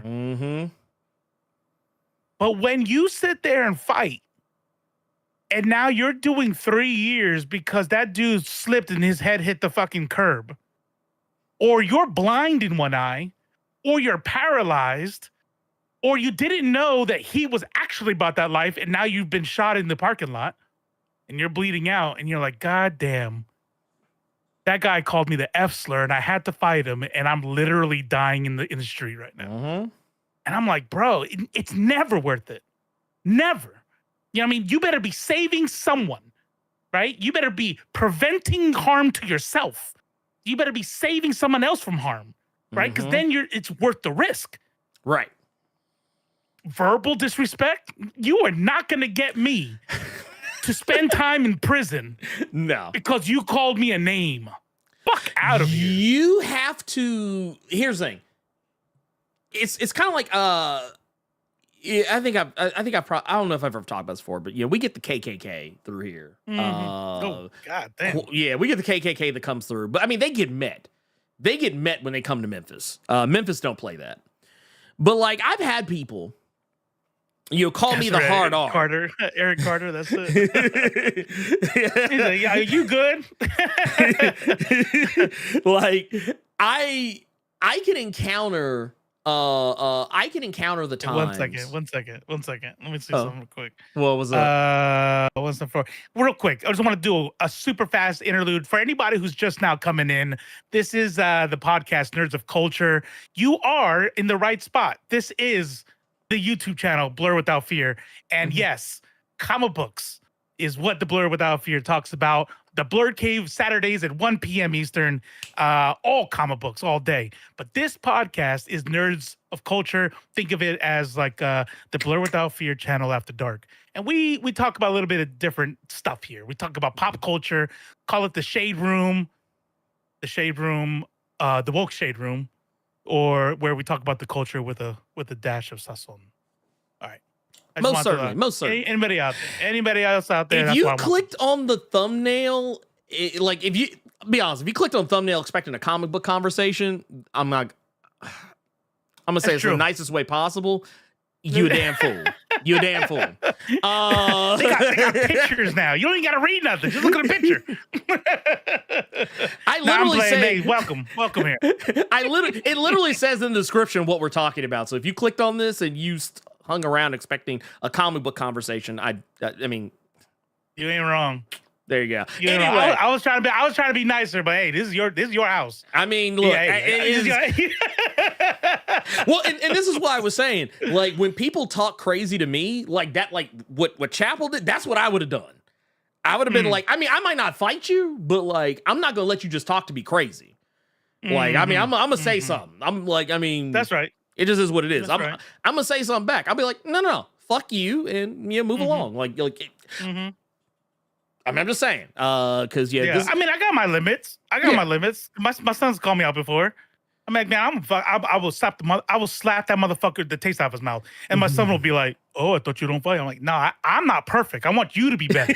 Okay, I still got growing to do, and if that motherfucker's gonna try me, he's gonna see how much growing I still have to do. Okay, got it. Club Shay Shay for nerds. I like that. I like that. Speaking of Club Shay Shay, oh my god. we're not no. Manny just like, are you guys gonna talk about that today? I'm like, no. Why the fuck would we talk about that? Okay, what? Well, it was funny to me because I only knew about it because someone posted something about it on Threads, and I was like, bruh, really? Like, I didn't know the context, so I was really confused, and the more I kind of went down the rabbit hole, I was like, oh. Okay. Well, you do you. You do you, sir. You do you, sir. You do you, sir. He's like, you're a good girl. I'm like, hey, he's a grown ass man. Sometimes you leave the stream on. You know, what are you gonna do? Yeah, I mean, hey, look, he had a little too much hen dog that night. Yeah, he had a little too much hen dog. Real quick though, after you read these, don't forget the KKK story. I want to hear that. Oh yeah. I'll get back to that. Yeah. But no, we got Don Heim out here with 8 months of the Blerd Club Gold Mine. Says going to watch later, but wanted to drop my like and tell you all to keep up the great work. Hey, we appreciate you, sir. Always out here, always stalwart. We appreciate you. Let's see. We've also got. Oh man, this is Levesque the Samurai out here on the Streamlabs side. Good. That's what's up. God. That's what's up right there. That's a 50 bomb right there. Says just catching up on last week's show and gonna have to catch a replay on this one. Watching A Bronx Tale. Ooh. I have to. Good one. It's a good one. I like that. Yeah. Is it in the good place? I'll have to put it there. there. Because seeing the title, I was like, there's actually okay, I'm not gonna take us down that one road. and Carlito's Way are really good. I like. Yeah, no, that's where it's at. That's where it's at. I love, man. Carlito's Way is such. Dude, why don't more people? I feel like more people didn't talk about Carlito's Way the way they should have. Racism. That's always what it is. It's always reverse racism. Exactly. This is a great topic last week, and it reminded me why I love you guys, because y'all keep it real and be yourselves. Also, one last thing, happy belated born day, Robo. Thank you. Yeah, I still got my I was gonna stream. This is how bad I suck at consistency. I put these in the bag. I was gonna stream. I'm like, man, I'm too tired for that shit. I went to bed and I stopped taking it down. But yeah, appreciate it. Wait, what was it? Man, you know what? Someone bringing up waiting to exhale in the chat made me think about something. People were talking about how people treat others, and just the nature the nature of how funky acting some people can be. But you know that scene from Waiting to Exhale where dude's outside old girl's house, and he's like, "You raggedy bitch." That's how I see. That has become how I view most incels. That's that's about right. Like this shit right here. Like this is sitting outside the house. Like you're sitting at the bottom. You're sitting at the house. Like you're outside the person's house, and you got a bunch of oranges and shit in your hand. You're throwing them at the window, and you're like, "You raggedy bitch." Like that's how I like this is incel culture right here. This is incel culture. That is what it is. Sorry. I had to say it. We also got Ajuxinum. I think I finally got it right. With the 199 says, this gives me Eminem The Way I Am vibes. If you know, you know. I'm talking about what we were going through earlier. But yeah, once again, and this is kind of tangential to what I was talking about earlier with the KKK thing. we would get the clan come through town. They would be talking that shit in the fucking bed sheets. And Wait, what? What did you say? The clan, in the bed sheets. Oh, okay. Like, I was like, man, you lost me in the story. Like, what? No. Yeah, they walk around those fucking hoods and we shit. fuck, it is what it is. No. I don't know what you heard. I heard bed sheets. All I heard was like, then we get in the bed sheets. I was like, what? No, I said them in their bed sheets. Got it. No. That makes way more sense. Yes. But anyway, no, they walk around those little bed sheets or whatever, talking shit. They want to like drop the hard R or whatever. And I'll be honest with you, you would probably get more of a reaction out of me. Like if we're walking down the street, you call me the hard R. The only reaction you will get from me, I'll be like, well, you ain't talking to me. So I'll just keep walking a lot of the time. But if you get in my face and call me the hard R, we got a problem. Like if you're shouting that shit from across the street, or saying that shit under your breath as I walk by, I'm not even gonna address it because I'll be like, yeah, you ain't got the nuts. You ain't got the nuts for it. You ain't got the stones to say that shit to my face. Now you get directly in my face and you're calling me all kind of hard R's, then we got a whole other problem. Okay. Yeah. Okay. Yeah. No, okay. You're right. Osiris says, stopping racism one stroke at a time. Hey, look, I should tell the story, but oh no. I bet you I could already guess. She was racist as hell. You went anyway. Yeah. That's what. Hey, and you know what? Disgusting. She was a little less racist after. She was a. She wasn't. I mean, to me. Yeah. But anywho's. No, I feel you. No, it's all terrible. It's all terrible. But no, I guess. I think we kind of hit up on. I think we hit up on all the shit. You brought up. No, wait. The old girl that's on the thumbnail. Oh, yeah. So, and I'm gonna be honest with you, I'm not familiar with that. What's going on with that? Well, okay, so this one's kind of old. It was something that happened a while, but just it's indicative of like the type of behavior people have, and I guess in a roundabout way, you don't know boundaries and shit. Yeah, shitty fans and people being way too protective of their the things that they love. But I mean, there's two very, I would say, clear examples to me about that whole sort of thing. And it largely all kind of falls down to a couple of things. Mostly to do with the Titans one, like Anna Diop, that whole thing. A lot of people may or may not remember, but this was a thing. It was a whole thing that people lost their goddamn minds over. This was more or less when the whole Titans thing kicked off. Everyone hated the way the Starfire looked. And, there were some people who didn't like the costume. There were some people who just didn't like that she was black. But I think it's funny because Starfire is a whole ass orange person, so I don't think it matters. Oh yeah. Okay, now I remember. Dan, you went way back with that one. Yeah, that's what I'm saying. That's exactly. We took it to the Wayback Machine. That's why, I just said, yeah, this is the thing. But the reason where it's going to be a little bit different from what anyone like Chapel Roan or Valerie Curry are going to get.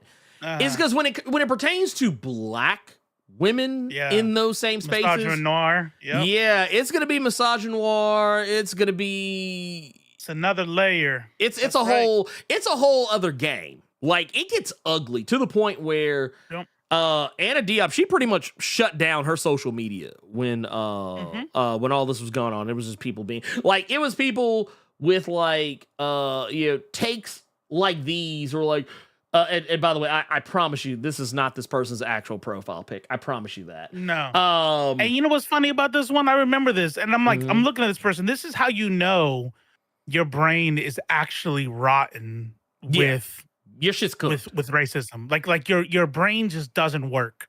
To look at this picture and imagine her having brown skin. Like, are you telling me there's no black woman with a body like that or a face like that? Or, like, you know what I mean? Like shut the fuck up. Like that could easily be a black woman. It doesn't have to be a white woman. You know what I mean? Like, no, 100%. 100%. Yeah. And the thing is, she was pretty gracious in that, but and you also can't even forget the whole thing that happened like with Moses Ingram. Moses Ingram, who played Reva on Obi-Wan Kenobi, Star Wars Obi-Wan Kenobi. And the thing is, it was people that were just angry at the fact that she was there, that she existed in the space. People were calling her the term DEI wasn't really being readily used at this time. But I mean, let's be real, at the end of the day, it was all same shit. It was saying Too many niggas. It was the same energy. It was same energy. And even,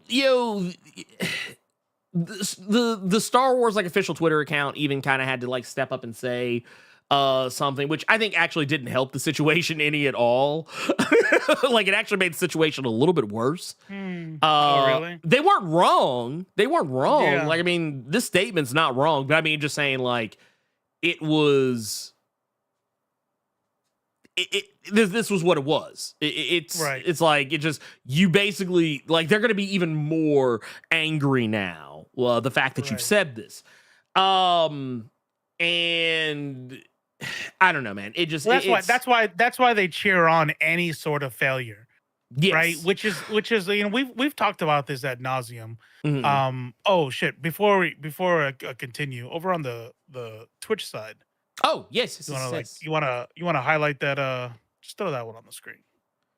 So throw that last one on the screen there. Oh, let me go back and find it. It's So it's the last one. What do you mean? Mojo Quid. The very last comment. No, I mean the comment. Oh, it's not on the. Oh, I got you. It's so far back. I'll just read it. Yeah, don't worry about it. Mojo Quid spent a 100 channel points. Oh yeah, that's a lot. That's a lot of channel points. That's a lot of points, actually. I think this. I think I like this more than the Saturday show, for real. Oh. I just wanted. I didn't want to like miss the highlighted comment. You know what I mean? I didn't want to. Okay. So getting back to it, he's like, well, anyway. He spent channel points. You got to read it. You know? I wasn't not going to read. Just I could highlight it. No, I hear you. But no, but. Go ahead. You go. No. No, I was just gonna say, it got to the point where even Ewan McGregor had to come out and say something about that shit. But the thing is, it's different. Like, and I'm not trying to minimize, what these two women we were talking about earlier, Valerie Curry and Chapel Roan, what they're dealing with, because it is valid, it is incredibly valid. But imagine the shit they're dealing with. Imagine what black women in the space are dealing, black and brown women 100%, in the space deal with. 100%. It's not just creepy; it's fucking dangerous. Yeah, harmful. Exactly. Exactly. Yeah. Like, people were calling. So I want to make sure I'm clear when I say this. I want to make sure people are fully understanding what I'm saying when I say this. It's not. This isn't hyperbole. This isn't me reading too deeply into it, or whatever. People were legit sending this woman right here, sending her all kinds of racist messages, calling her the hard R, calling her all kinds of monkeys and apes, and whatnot, for playing a Star Wars character. That's it. For for trying out for a role in a Star Wars television series, effectively doing something that probably when she was a child never even seemed conceivable to her. Not because she should not be allowed to, but just because the visibility of black people in Star Wars when she was a child was not particularly high. And I will go even I'll go even as far as to say, like, you know, say what you will about her character that she portrays in the show. I actually don't have any beef with her character on the show. I think a lot of I personally think there were a lot of people who just didn't like the fact that a person who was supposed to be on the dark side of things was being depicted as being conflicted, which I don't think is a bad thing. Like, she was someone who started out as a youngling and went through Order 66, and she became an Inquisitor, and there's a type of programming that comes along with that. And maybe the show would have better served her if this was delved into on a much deeper level. But considering, didn't we low-key see that with Finn?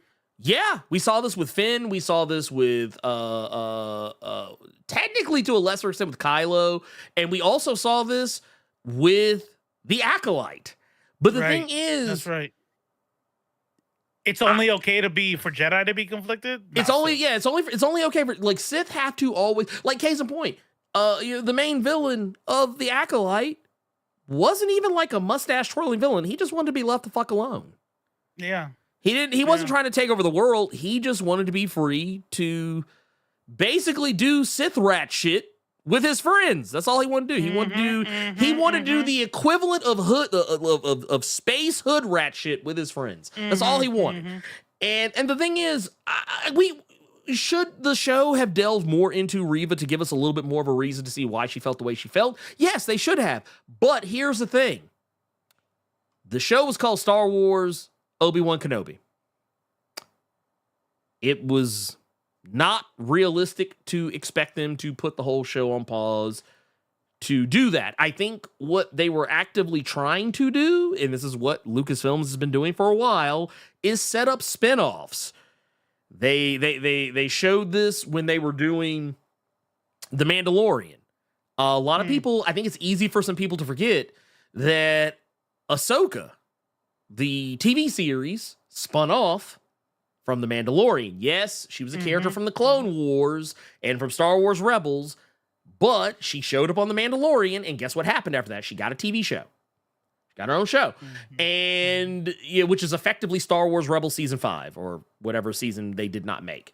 Because I don't remember the exact number of seasons. But at this point, you also have to look at the fact that old girl, Gina Carano, she was supposed to get a spinoff show. Now, the only reason that I think and why I think a lot of people probably forget that all this Star Wars stuff was meant to spin off other things is because she fucked up her bag and opened her big fat fucking mouth and said a bunch of racist and anti-Semitic shit, transphobic shit, was being incredibly just ugly in her opinions.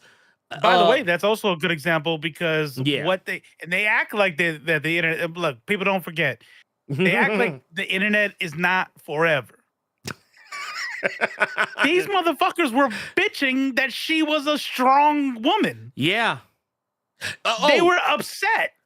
Yeah, the quartering, and then when they got her, then she becomes their hero. Oh yeah, when she gets fired. Yeah, she got fired because in real life she agreed with their takes. So suddenly, even though they hate her character, now they want her back. Right. It's the thing. Like I said, the goalpost is always moving. The goalpost is always moving. But it's easy for people to forget that was supposed to be a spinoff because they did sure as shit set it up. There was supposed to be a whole Gina Carano spinoff show, but that we did not get because she fucked the bag up.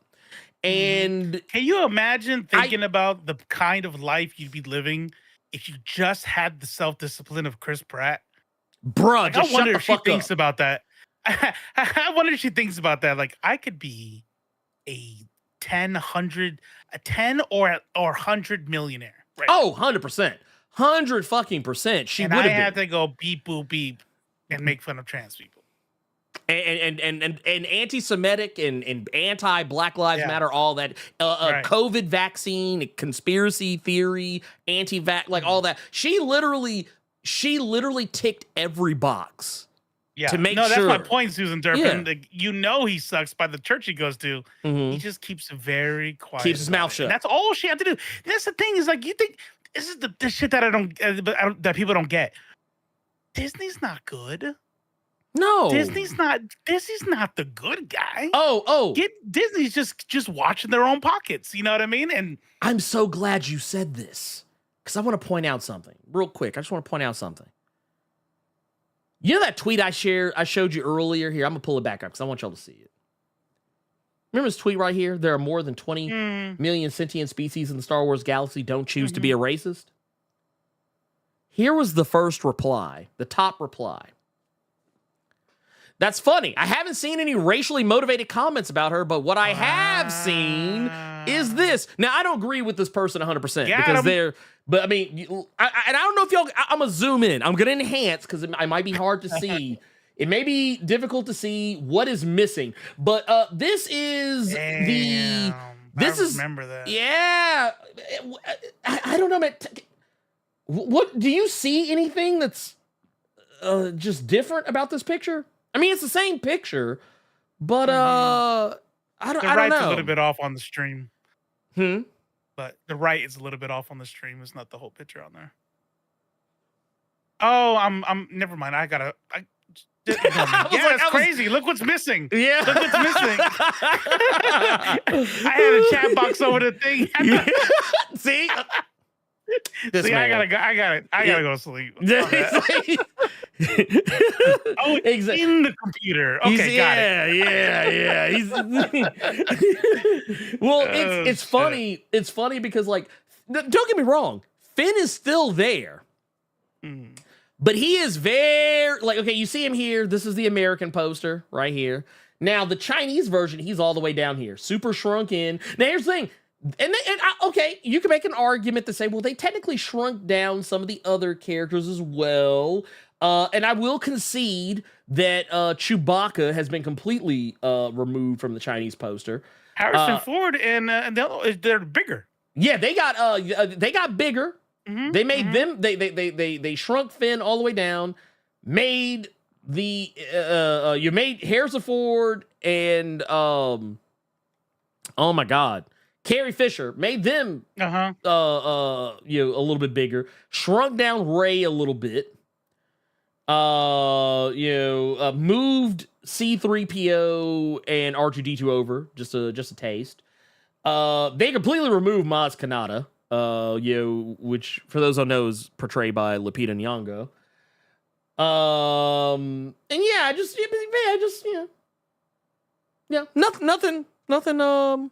Nothing racist at all. Nothing racist in there at all. But no, but the whole reason I brought this up though is because I'm pretty sure that if given the opportunity, had the discourse surrounding the character of Reva not been so racist, they probably would have moved forward because it sounded like that's what they were doing.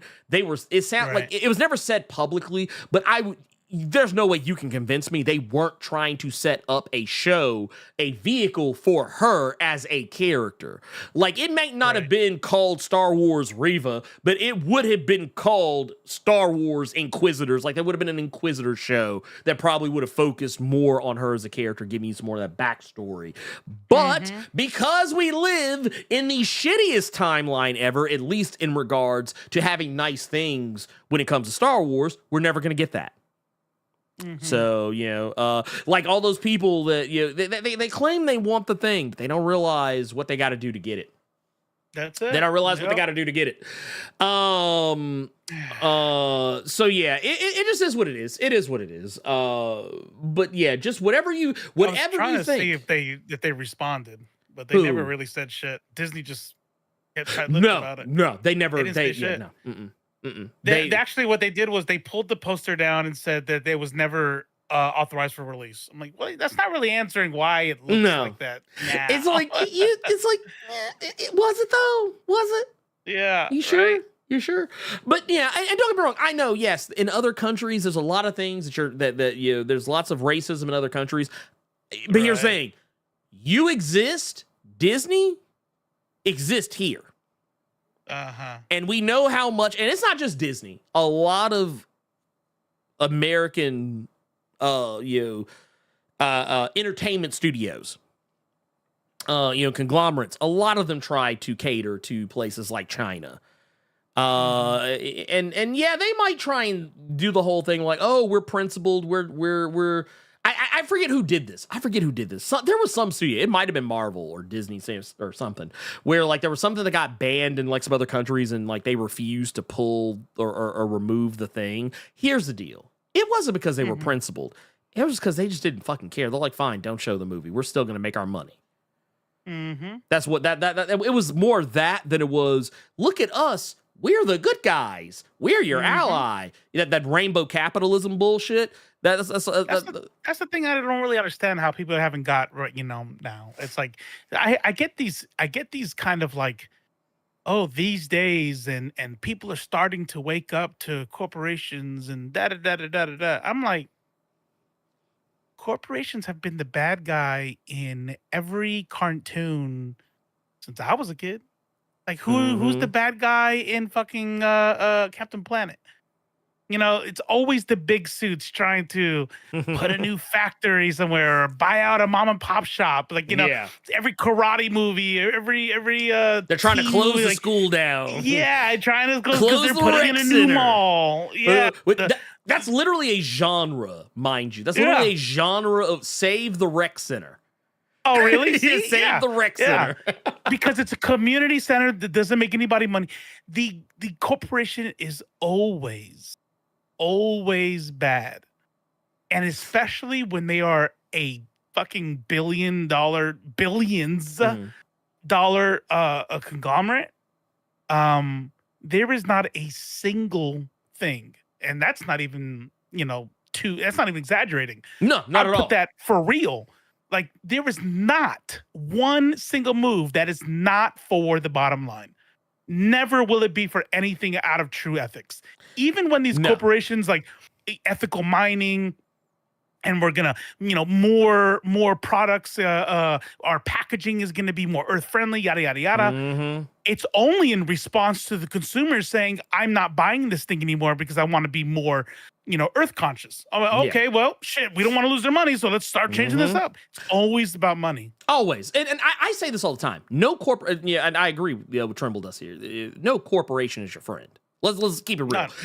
And we know this. We know. I say it all the time. The only thing you're ever going to hear me say, case in point, because this was some news today that Microsoft was laying off, what was it, like 160, 260 some odd employees, but they're all like on the corporate, like executive level, not like on the developer level. But even when they were doing all the layoffs before, like, and this is after announcing record profits for the year, I said this every time. Whenever you see news like this, there's a set of words. 5 words. 5 words you will always hear me say. Fiduciary responsibility to the shareholder. I guess I said it as 6 words. Anyway, point of the matter is, or I guess I think it's 5 words because shareholders in one word. Anyway, you get where I'm coming from. Fiduciary responsibility to the shareholders. That is always going to be the answer every time. When someone asks me, man, why did Microsoft fire like 500 employees? Why did Sony shut down the studio? Why did Activision Blizzard fire this entire dev team? Why did EA fire like hundreds of employees? I'm going to give you that answer every fucking time. This is the correct answer. It's always about profits for the shareholders, not to be your friend. This is why when people are always putting a cape on the video game side of things, because it's a thing. But I always talk about how I never understood the console wars when I worked at GameStop. I still don't understand them now. When people be like, "Oh, I'm a Microsoft guy, I'm a Sony guy," and I used to get caught up in that bullshit too. I'll freely admit that. Same. But the thing is, I don't care anymore. iPhone, Android. Yeah, same thing. I Bro, remember. Who cares? And you know, for the one or two people who came to the stream who probably aren't even here anymore, that were like crying because we weren't talking about comics. I'll make it here. Marvel, DC. Here's the thing. At the end of the day, no corporation gives a fuck about you. 100%. All they care about is your money. Your money. It's the way I had to explain to my stepson when he had gotten some leopard geckos. And you know, he was going on about how much his leopard geckos love him so much, and they always want to snuggle up on him. And I had to be the voice of reason. I was like, "Look, I'm gonna keep it real with you. They don't love you." I was like, "You're warm. You exude a lot of body heat, and that's what they crave. They're snuggling you because you're warm, not because they're in love with you." And it's the same thing for corporations. Yeah, sure, they're going to give you the things you ask for. You want to know why? Because they know you're going to give them your fucking money. That's what it's always about. The creed is greed. Wake up. Wake up. Feed leopard geckos to my king snake. Aw. Made that sad. Damn. But at least the king snake's eating good. It's good. It's all right. Circle of life. Circle of life.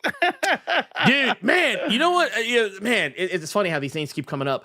I remember when Cersei used to watch The Lion Guard. There's an episode that is literally about death. Like, it's there to teach children about processing death.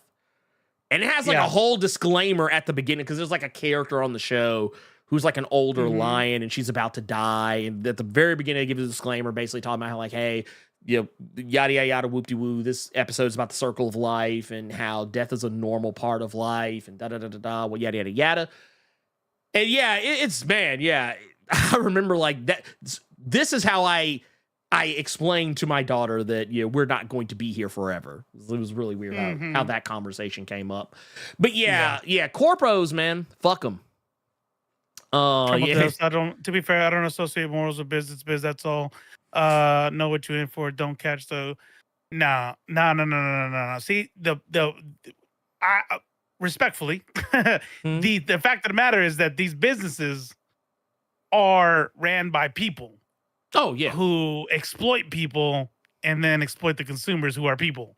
And so I definitely associate morals with businesses because the way that billion dollar corporations run is to the detriment of people. Because it all, it just is. Jesus fucking Christ, Robo. What did I say? My memory is gone. I have no idea what I said. Remind me, Susan. By the way, in case that you thought what he had to say about leopard geckos, I don't know about leopard geckos, but it's definitely not true about dogs. Dogs love you. Actually love their owners. There was a research that I just put because I know everyone like super wants to read that research, but they did research and it actually they love their owners, literally. No, it's dogs are very well because you also have to think about the nature of what dogs are. They are they're very much companion and pack oriented. It's always about the other. It's always about the other person, so they're like some of the, not to say the other animals can't be this way, but like I'll be honest with you, anything that's like remotely close to a lizard, because I even told my stepson, I was like, if you were to literally die where you are right now, and those leopard geckos were loose, I'm like, they would eat you eventually. But yeah, anyway, and cats would do the same. Eventually you will get ate. You become food at some point. You have to be useful. in some way, shape, form, or fashion. But for me, it is what it is. I will also say, if you have any love, for a company or corporation, just know eventually they are going to fuck you. Just not in the way that you want. Yeah. And if they don't, it's just because they couldn't make money off fucking you. So exactly. It's never because they didn't want to. That's right. It's never a situation where they're like, you know what? Nah, man, we're better than this. It's like, no, they focus tested it. They focus tested the whole thing. They're like, actually, this will make us no money. And they're like, okay, all right, well, don't do it. Don't do it. Stay the course. But we're going to put out a social media post that's going to spin it to where we're not doing this because we're principled. That's how it always works. How do you figure that thousands and thousands and thousands of people, tens of thousands, hundreds of thousands of people got laid off during COVID, and somehow billion-dollar corporations turned a profit? They did. Weird. How? I thought we were in I thought the economy was not good. I thought, oh wow, economy crashed. What happened? Yeah. What happened? Oh yeah, we saved money by fucking everyone else and then raising the prices because you guys didn't have a choice but to buy it. Also, like I know people have been bringing up like the $700 PlayStation 5 Pro, which I'm going to tell you right now. If you buy that console, you are part of the problem. What if you don't have a PS5 and you say, fuck it, I wanted to get one, but I'm just going to get the new one instead? You are still part of the problem. Don't do it, because I'm going to tell you what they're going to do. Sony, look, I used to be a Sony fanboy. And I'm going to be honest with you. Sometimes you got to put your foot down. Case in point, when the PlayStation 3 came out, you want to know what this little Blerd did when the PlayStation 3 came out, and they were talking about, hey, we're going to need a smooth $600 to $800 up out of you for this console. I said, well, can you bring me that Xbox from the back? That was this Xbox 360? Yeah, let me go ahead and get that. I was like, I'm gonna have to get this Xbox 360 because it's infinitely cheaper. Now, do you know when Ernie did eventually get a PlayStation 3? When they dropped the price to be comparable to the Xbox 360, that was the day that I got a Sony PlayStation 3. And that was the thing. That was the hard lesson that Sony had to learn. They had, because I'm gonna tell you right now, Sony doesn't learn very often. When they fuck up, they fuck up. They have let me tell you something. This is Sony all day, every day. As you can see, the more you fuck around, the more you're going to find out. This is the mantra of Sony. They have to fuck around and find out. They will never learn from you buying their overpriced consoles. Actually, good friend of mine.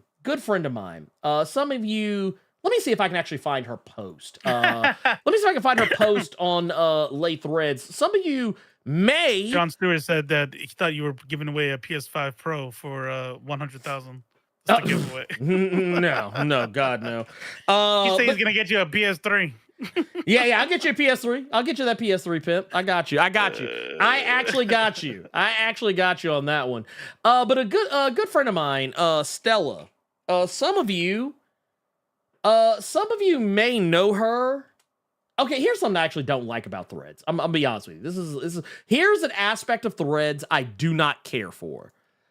I don't like that when I try to search my friends, like people who I'm actually like following on Threads, when I type in your names in the search bar, it doesn't pull you up first. It pulls up everybody.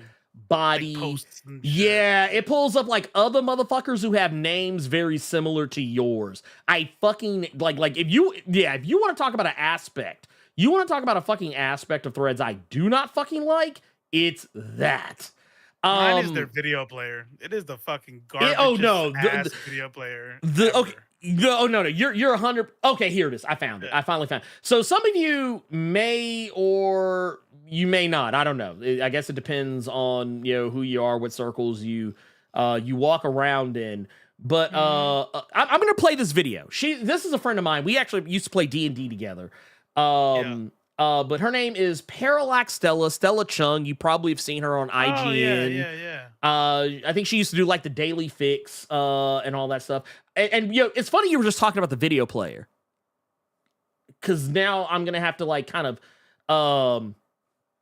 we're gonna have to do this like double dutch. We're gonna have to jump in because you can't stop the video and all this other stuff. Mute it and this shit's fucking. What are you doing? It's fucking here. Let's. Oh wait, here. It's the same company as Instagram.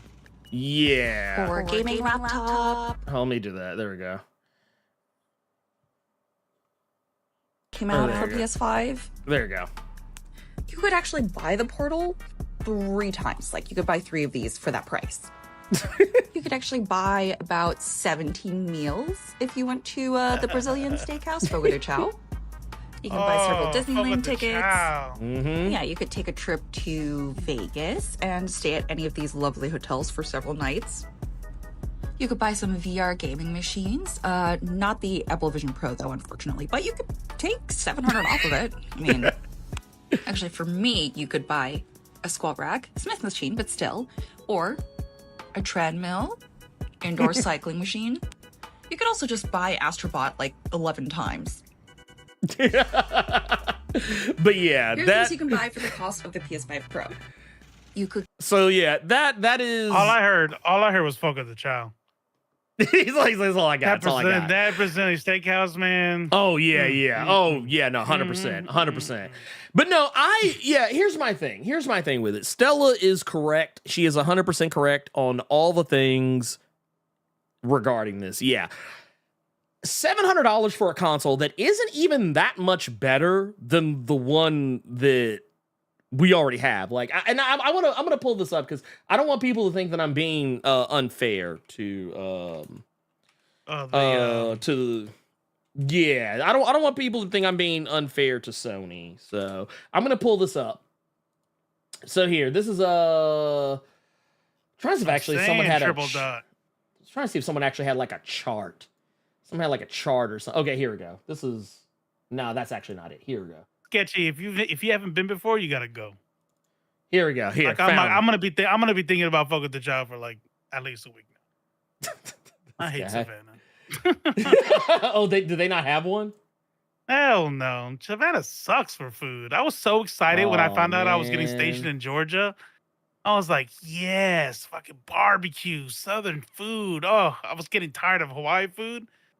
And then I was like, oh, yeah, mostly Georgia usually has some good food. Not Savannah, though. I'm like, oh, cool. Awesome. It's like, well, rip. I can't. I was trying to find like if someone had like an image or something that I could use, but we'll just go through it this way. I'll put it to you like this. You're not getting anything super duper mega different. You're really not. I think they said, was it on here? PlayStation 5, the original has like one USB-C and one USB-A on the front and then 2 USB-A's on the rear. And then what was it? The PS5 Pro is supposed to have like 2 USB-Cs on the front. Like that's like kind of like the physical shit about it, as far as like the, I guess like the hardware, like the hardware part of it. Like honestly, it's not that much different. The GPU is supposed to be a lot better, but I mean beyond that, I just don't see. I mean, that's probably where the money's coming from, though. Oh, 100% that's where the money's coming from. Yeah. It's the only thing. I think they said the GPU, they said is supposed to have 67% more compute units and 28% faster memory, yielding 45% faster rendering, but the CPU and storage speed in the PS5 Pro is unchanged. So while it should deliver 4K resolution and maintain 60 frames per second or greater, it's possible the console won't load or boot up games any faster. So here's the thing. Yeah, the games will look better, but like by how much? Are you really going to notice? I don't think most people are going to really notice. And from what I understand, from what I understand about it, I honestly don't think that I just don't think it's worth it. I personally don't think it's worth it. I don't think it's going to be worth it at all. So, I mean, yeah, if you want a PlayStation, like, look, I'll make an argument for you. If you don't have a PlayStation 5 at all and you just got $700 to burn, fine. I mean, because the PS5 was 600, right? Or was it 500? I think it was 600. I think it was like $599, I think, when it first came out. Yeah. So, I mean, like, if you've never bought one, if you don't have one and you just throw another 100 and get yourself a Pro, it does have has more memory, it has a better graphics card. But you're right. If you have a PS5 and then you go out and get that, man, you need to have your money taken away. You got too much money. You deserve. Look, your money deserves to be taken from you. Yeah. Your money deserves to be taken from you. You could have gave it to some community center. You could have saved the rec center. Yeah, you really could. I mean? Oh, actually, I was wrong. I apologize. It actually released for $500. 500. Okay. So that's $200 more dollars. You're talking about $200 more dollars on top of all that. So yeah, no. So even then, it's not enough. It's just not enough for me. I'm sorry, especially when, like, okay, if you're gonna spend $700, go ahead. Just like at that point, man, you could get you like a half-ass decent. Well, no, I take that back. You're not gonna get a good gaming PC. You might get a half-ass decent gaming laptop. But wait, Drop Combo. They said it's more or less for people to trade in and upgrade. Outside of that, they're making exclusives. There's not going to be PS5 Pro exclusives. No, that doesn't make sense. God, that would be wild. No, God, no. I mean, I don't put it past them, but I don't see it happening. No. Here's the thing. They would if they could. No, it's not to say they wouldn't try. They would try. But the thing is, because a lot of people forget what Microsoft tried to do. A lot of people have forgotten. The passage of time has made people think that Microsoft is their friend because of Game Pass. Microsoft is not your friend either. Because I distinctly remember when Microsoft was trying to make it so that you couldn't even trade in games. Or consoles for that matter, to that extent. A lot of people forget the old PlayStation 4 E3 presentation where Sony basically shit all over Microsoft by putting together a little video where they were like, hey, so how do you share games with your friends on PlayStation 4? And the guy he held up like a case with the game in it. He said, so you take your game, and then he handed it over to the dude standing next to him. The guy took it out of his hands. He was like, thanks. Because it was at that same E3 where Microsoft was like, no, your games are going to be DRM locked to the console you put them in. So if you handed your disc over to somebody else and they tried to put it in their Xbox, it would not work. Yeah. That was the type of shit that Microsoft was trying to do. Now, granted, they got such negative feedback to it that it never happened. But they walked into E3 with their whole chest puffed out like this and said, yeah, you ain't gonna be able to share games with your friends. Oh, y'all don't like that. Oh, Ooh. Weird. Weird. Ooh, Sony is cooking our shit. They're cooking our shit right now, right? I feel like my ears are burning. I feel like my shit's getting cooked. Oh, goddamn. Okay, all right. By the way, the Kinect does not have to be connected to the Xbox One for it to work. Okay, y'all don't. Oh, I remember that shit. Y'all made sure to get rid of that, right? Had to be, yeah. Yeah. A lot of people forget about that. Wild. I was working at GameStop when all this shit was going on, so I remember the day that all the people who were pre-ordering the Xbox One came in the very next day and started canceling that shit. I remember. I was there. But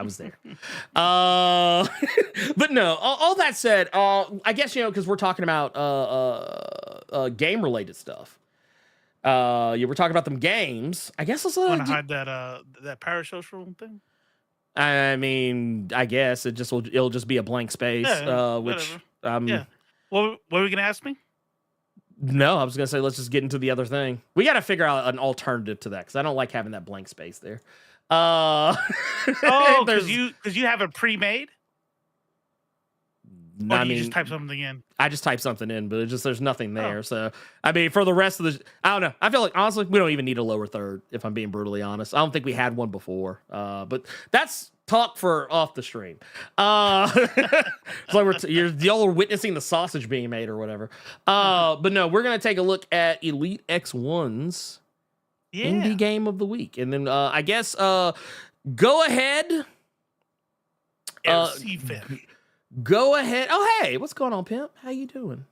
I guess go ahead and if y'all want to, if there are going to be any calls taken. Oh yeah.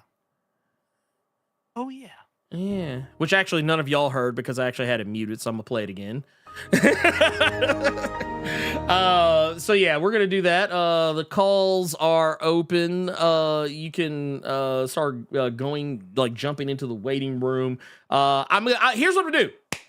I don't think we did this last week. I think we talked about doing this last week and we didn't actually do it. But here's what's gonna happen. Here's the way this is gonna work out going forward. You're gonna get in. We're gonna bring you in. You're gonna ask your question. I'm open to there being a question and a statement. But once you do, we're gonna kick you up out. We'll answer your question. Get yeeted. We're gonna talk to you post yeet. Yeah, we will answer the question, but not with you still on the call. That way, we can move on to the next thing. And it's really less about you guys and more about us because we don't know how to just stop talking because you'll say something and we'll just be yeah, of course, yeah, sure. I know me. I don't know strangers. Anyone that's actually spoken to me like in the really real world, like face to face.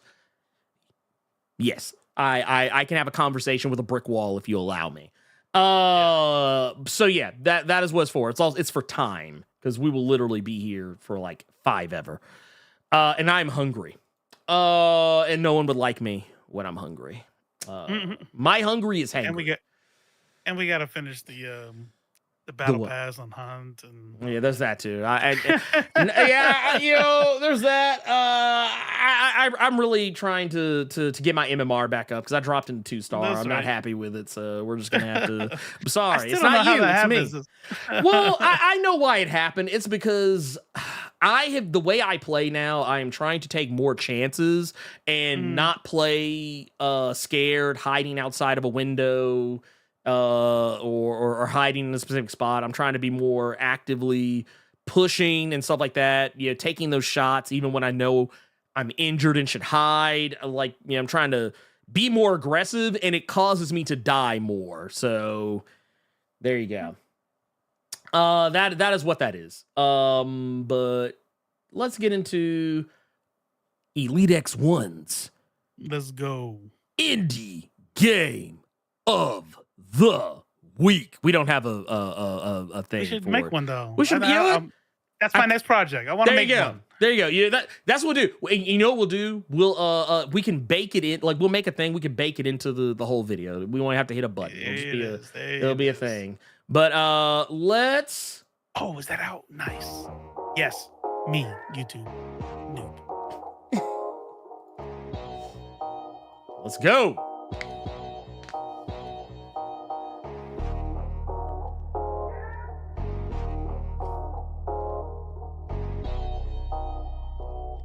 Oh man, we missed the part. Oh, here. What's up, News Culture fam? It's the Elite X1. See how she landed on the beat? I like it. This game is Astral Ascent by Hibernian Workshop. Let's be real. The roguelike genre is heavily saturated right now, but every once in a while a game comes along in that genre that stands tall amongst the other offerings. Astral Ascent is standing very tall right now because from the bottom to the top, it's oozing with amazing quality. Something I haven't seen since Supergiant Games is Hades. And speaking of Hades, Astral Ascent bears some similarities to that and also Dead Cells. Astral Ascent is set in a techno-fantasy realm called the Garden that also serves as a prison. This beautifully lush prison world is guarded by 12 Zodiac-based wardens that serve as the game's bosses, something that just screams Saint Seiya to the otaku in me. You'll play as one of 2 starting prisoners and unlock others via gameplay and DLCs, each one with vastly different playstyles and movesets. Each character has a basic attack, dodge with invincibility frames, special skill, and 4 cycling spell slots. Where Astral Ascent shines is in its storytelling style and combat customization. The story bits are presented in anime-style cutscenes and in-game dialogues. Sometimes the bits come after a failed run or random encounters in true Hades fashion. The colorful characters in the Garden's hub are always interesting to speak with as they offer more world-building info. The combat is customized by the 4 spells your characters can equip, and then those spells can be upgraded and modified with up to 4 gambits to add additional attributes to the spell. Your lightning elemental knife toss can end up also firing off an ice freeze and then strike the enemies with extra crit damage. It's really a diverse spell upgrade system, and once again, similar to Hades. As you traverse the 12 spells per zone, you'll find keys, spell upgrades, currency, and at the end, given a choice of what difficulty and reward will be offered for the next stage you enter. The boss battles are where Astral Ascent truly shines the brightest though. Anime intros accompany some of the coolest bosses in any roguelike. These Zodiacs are out for blood, and you will not have an easy time with them. Fighting these bosses took me back to my Super Nintendo days. Telegraphed attacks, supers, and bullet hell techniques all come out during these fights, and losing will send you back to the hub with whatever money you've gained to grab some permanent unlocks. Okay. As I said, Astral Ascent is standing tall in this genre. It's simply one of the best developed games out right now, period.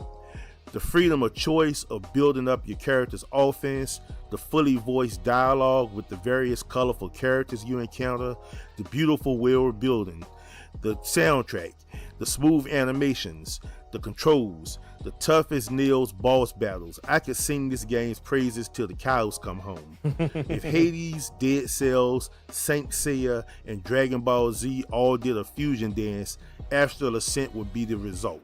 And I'm not mad at that. Astral Ascent isn't really doing anything new here, but it damn sure is enough to be one of the best games of 2024. Man. So in case you all didn't know, I do these edits. I send them back to Elite X1. We show it here, and Elite X1 will post it on his threads. Mm-hmm. And so if you ever like miss a show or you want to see whatever deal he has, put the link in the chat. Elite X1's content over there on threads is talks video games and comic books, all that, what you would expect, and then he posts these videos there too. So go give make sure to follow Elite X1 over there. Please do.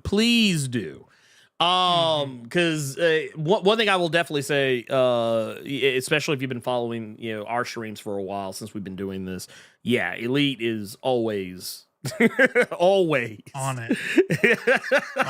Not one bad game. He is looking for a friend for Warhammer too, by the way. I think Paris might have been conscripted. I would do it, but I'm still deep off. I actually looked at my time. I'm 32 hours into Star Wars Outlaws, so I'm almost done with it. So once I finish that, I'll be able to do it.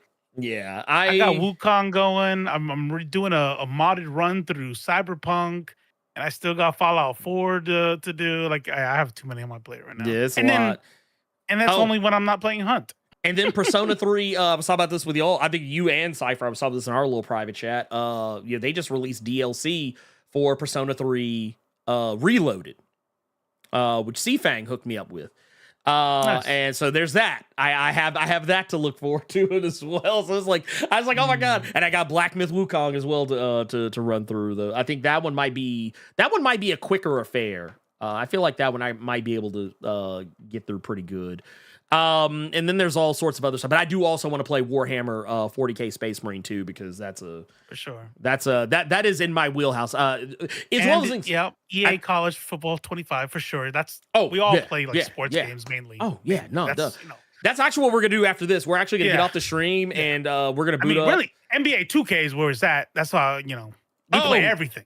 Oh yeah, Madden and NBA 2K though. Oh no doubt. Only sports games. Matter of fact, when the UFC games come out, we play those too. Yeah. What are we, fucking nerds? Nah. Yeah. UFC, hell yeah.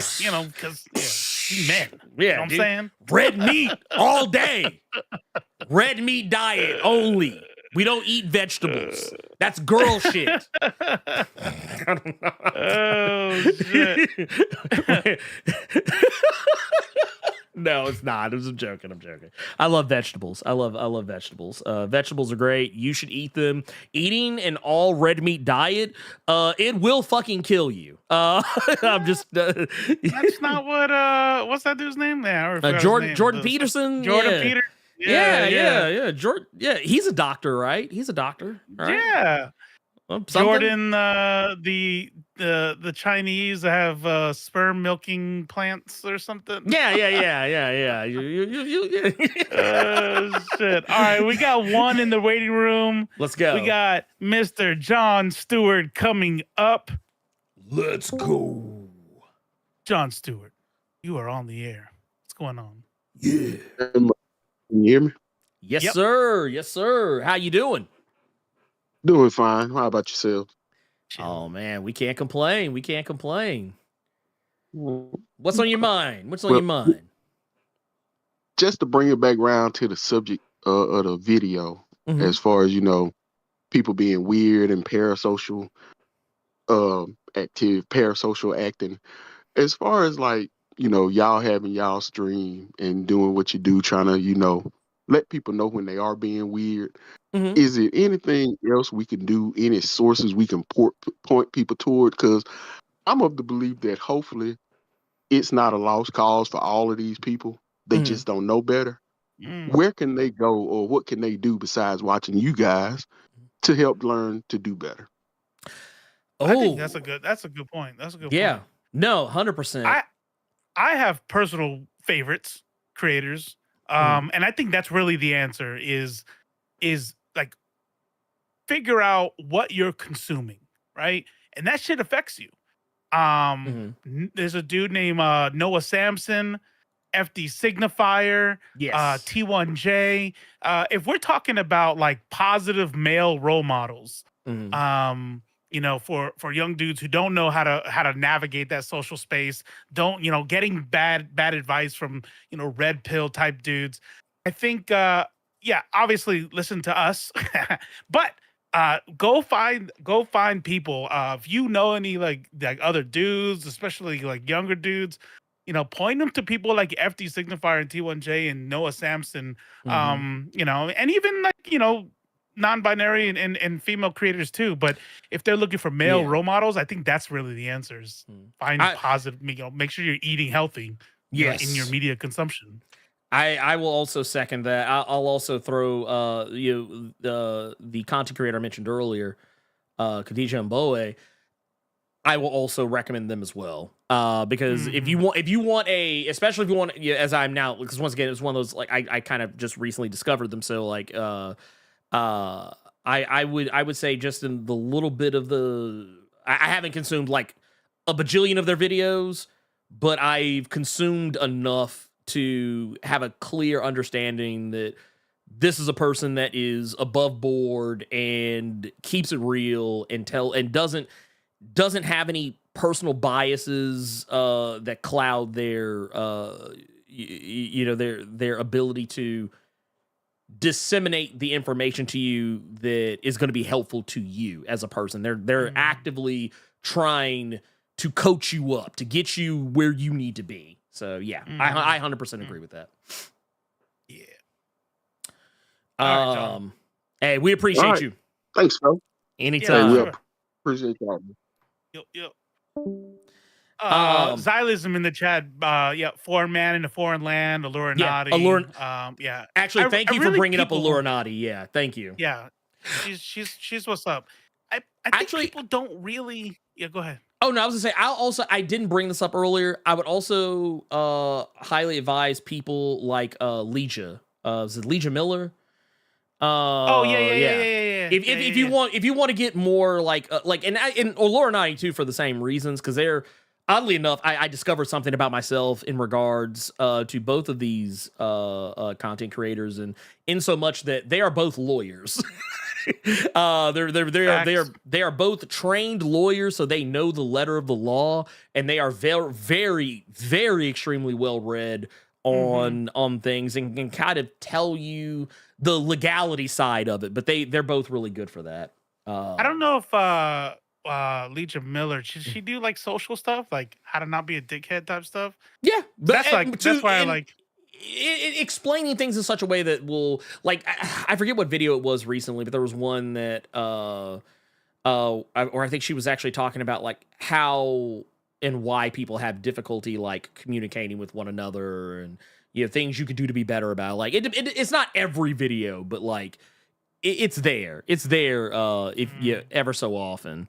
I will also say if you really just if you really just need like some good spaces to be able to kick back, to kind of laugh it out, and not feel like you're supporting you're supporting someone or something that is not okay. You want to make sure that you're actually like giving your watch time to people who are actually worth your time. There's lots of good people out there. There's some smaller creators, some bigger creators. It just kind of depends on what you're looking for, but I'll just always say as a best practice, even though technically you should not read the comments, people tell you not to. Sometimes it's, pick a video, scroll down, don't read all of them, but like read like the top comments. That's usually a good metric for whether or not you're in a good place. Right. Sprightly, that'll only work if they're willing. Yeah, obviously this stuff is more for the step one is the person has to know. You have to be open. Like I'm looking for better shit. They have to realize that they're I just think, some people say go out and touch grass, but just understand that everybody has different like social anxieties. Everybody has different situations. And while getting out in the real world is good, you could also meet people in the real world that steer you wrong and don't know how to talk to women and respect other people, et cetera, et cetera. And it's really important to just control, just like our moms told us, show me your friends and I'll show you who you are. And it's the same thing online. Like people like show me the media you consume, and I don't really give a fuck. Like you can say it doesn't really matter. I don't look at it like that. But if it's garbage media, then you're probably a garbage person. No. Yeah, Wings of the Eternal Night. A Discord. If you look in the description of the video, you'll see a Discord link down there. Join the Blerd Koa, and then we do the stream at 7 p.m. Eastern every Thursday, and at the end of the stream we'll take some phone calls. You can just hang out in the waiting room, and we'll pull you up if you had something like that. There's another one that I just kind of thought of off the top of my head, but I cannot find her channel right now. And it's kind of pissing me off because you would think. Oh, wait, did I? Nope, I found it. Never mind. Shanspear. Shanspear. Great channel. Is it called Shan? Yeah, I think it's Shanspear. Here, I'm gonna pull it up so y'all can see it. It's this channel. Yeah, this channel right here. I've never heard of this. Wow. Yeah, she's 733,000.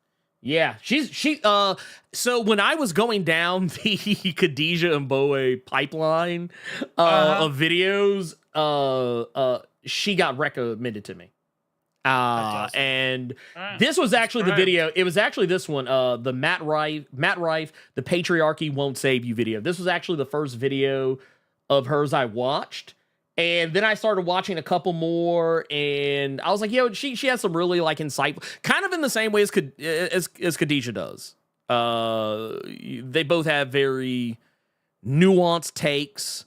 They are both black women in the content space. For those, if you're not familiar with Khadijah, this is actually this is their channel right here. This was, oddly enough, some of these videos right here in the For You were some of the first of theirs I'd ever watched. But yeah, very insightful. Yeah, like I said, both really just on their shit black women who they just got their finger on the pulse. That's all. I mean, that's the only way I can really spin it. But those are both great content creators you should follow if you're looking for a woman's perspective or a non-binary person's perspective. Just I guess Wings take that how you Wings want. of Eternal Night knows you. Oh, what's up? They're Michelle. Wings of Eternal Night. I want to surprise you. It's Michelle. You know Michelle? You've been away. Life is a beautiful 4-year-old. Okay, never mind. Wait, what, huh? I was like, wait, what, huh? In the chat. Yeah. Oh, okay. I was like, what are you? Got you. Cat Black is a good one. Yeah. Oh, yeah. There's Thank a you. lot. I actually, There's a you know lot. what? I feel really bad about that.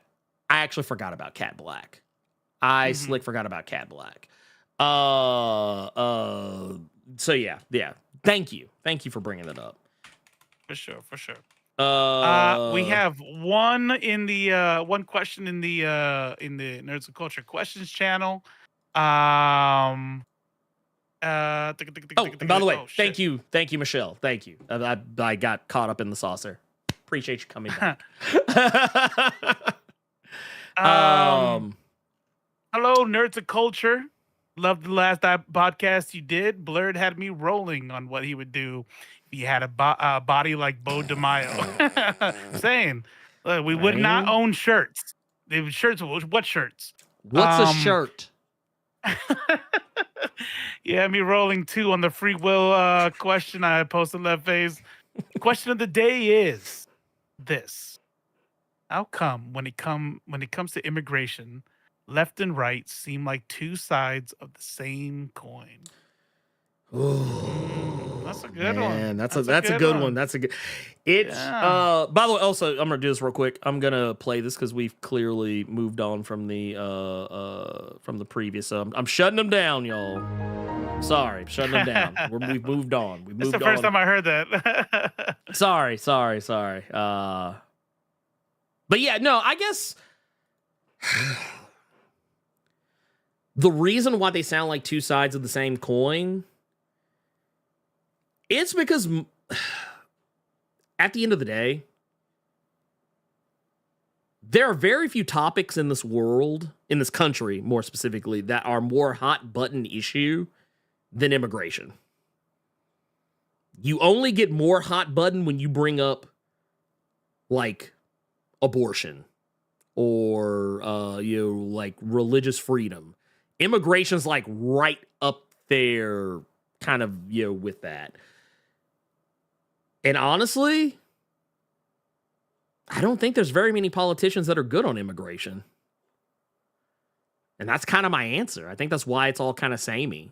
There are very few that are actually principled on immigration. I don't know, Robo, you might have a different take, but I would say that the reason why it seems like they're two sides of the same coin is because they are. Nothing really brings people together like fear.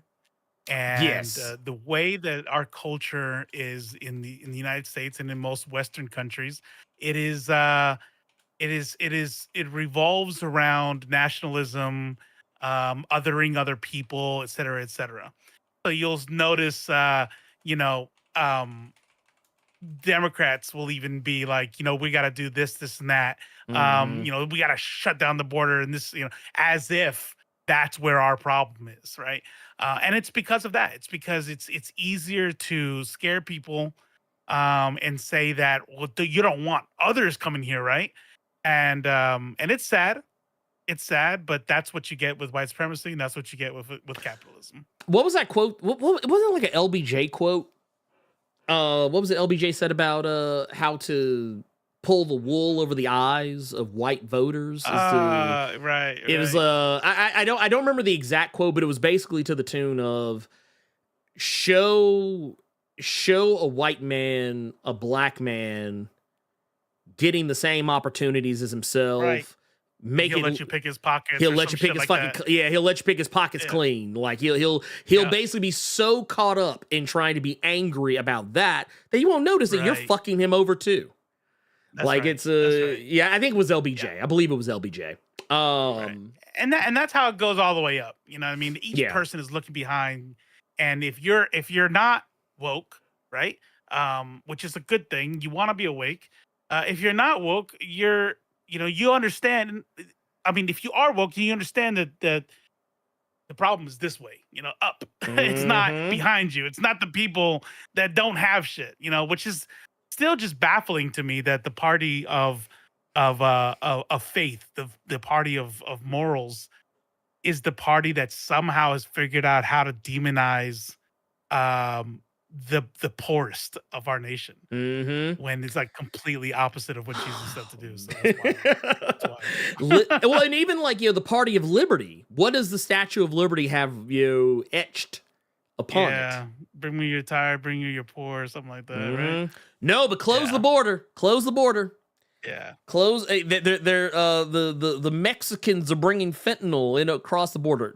Okay, first off, that's it, John Stewart. If you can convince the lowest white man he's better than the best colored man, he won't notice you're picking his pocket. Hell, give him somebody to look down on, and he'll empty his pockets for you. That's exactly the quote. That was the one. Thank you. And you know what personified that perfectly in our American culture? Perfectly. The Civil War. Yep. The Civil War. Because we like to talk about slavery as it's like Americans, white Americans in the United States owned enslaved people. No. Rich, landowning, male, white Americans owned slaves. How many of those motherfuckers do you think died in the Civil War? Oh man. You know what I mean? The vast majority, like in America's bloodiest war, were definitely fought and died by people who would never be able to afford an enslaved person, let alone land. And it's been that way since the beginning, right? It's been that way since before the beginning. In England and in Rome and all these other places, they have the people on the ground dying for them and for a cause to keep riches in a place that they will never ever get. And we see it in a microcosm in racism. You know what I mean? When you look at Appalachia, again, I said this before, when you look at we do black and brown solidarity here, but I don't make any equivocation. The black struggle, the African American struggle specifically in the United States is uniquely different and horrible, right? I think when we say black and brown, I like it. It's solidarity, but I don't want anybody to confuse the fact that it's the same. Maybe the only brown is like you talking about indigenous people, right? Because they suffered a genocide and all that stuff. But Trail of Tears, all that shit. Exactly. But here's the deal: is that when you look at the people of the Appalachians in like colonial U.S., they were sitting there. They were socialist. They were fighting. They were a part, allied with indigenous peoples and stuff. The African American in the United States it was primarily communist, like as far as like the civil rights movement. And I've said this before, but I like saying it over and over again because it's like this idea that the America is a capitalist system and we're all supposed to be capitalists and stuff. Like, no, we have literally the socialist movement has, you know, it lost, right? Because people don't even think about it. You hear communist, you hear Nazi, like communist and Nazi, like, yeah, communist is bad, right? And that's how we're taught. But it's like the entire Black Panther Party was a communist. You know what I mean? And yet, I think that most African Americans know that the Black Panther is not the bad guys, right? Not all, but most. But I would say a few of them know that. Did you know that they were communists? You know what I mean? And it's like a lot of people don't know that. Anyways. Oh yeah, and just the couple of just a couple of things. Just to go back to this is from the Twitch side. T-Street's point out that most illegal drugs are brought through legal ports of entry, not the border, and drugs that are brought through the border are bought by Americans. Here's the thing: I've been saying this shit for a long time, and it just I wish more people understood it. And this doesn't even just apply to illegal drugs. This applies to immigration as a whole. Oh yeah. Most, like, I forget what the exact number is, but I know it's a very high number, and it's a lot higher than 50%.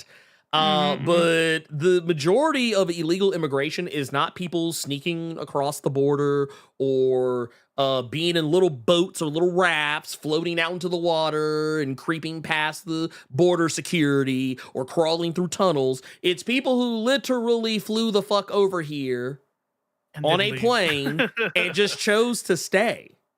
Yeah. That is... Yeah. And that's not my personal opinion. It's not like something I just happen to think.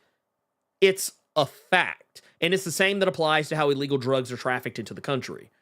That's like, right. what would you But that's remember? not scary though. You No. can't scare people with that. Well, because the plot to Broken Down Palace doesn't scare a lot of white liberals and white conservatives, unless it's the part where they get taken into a Thai prison.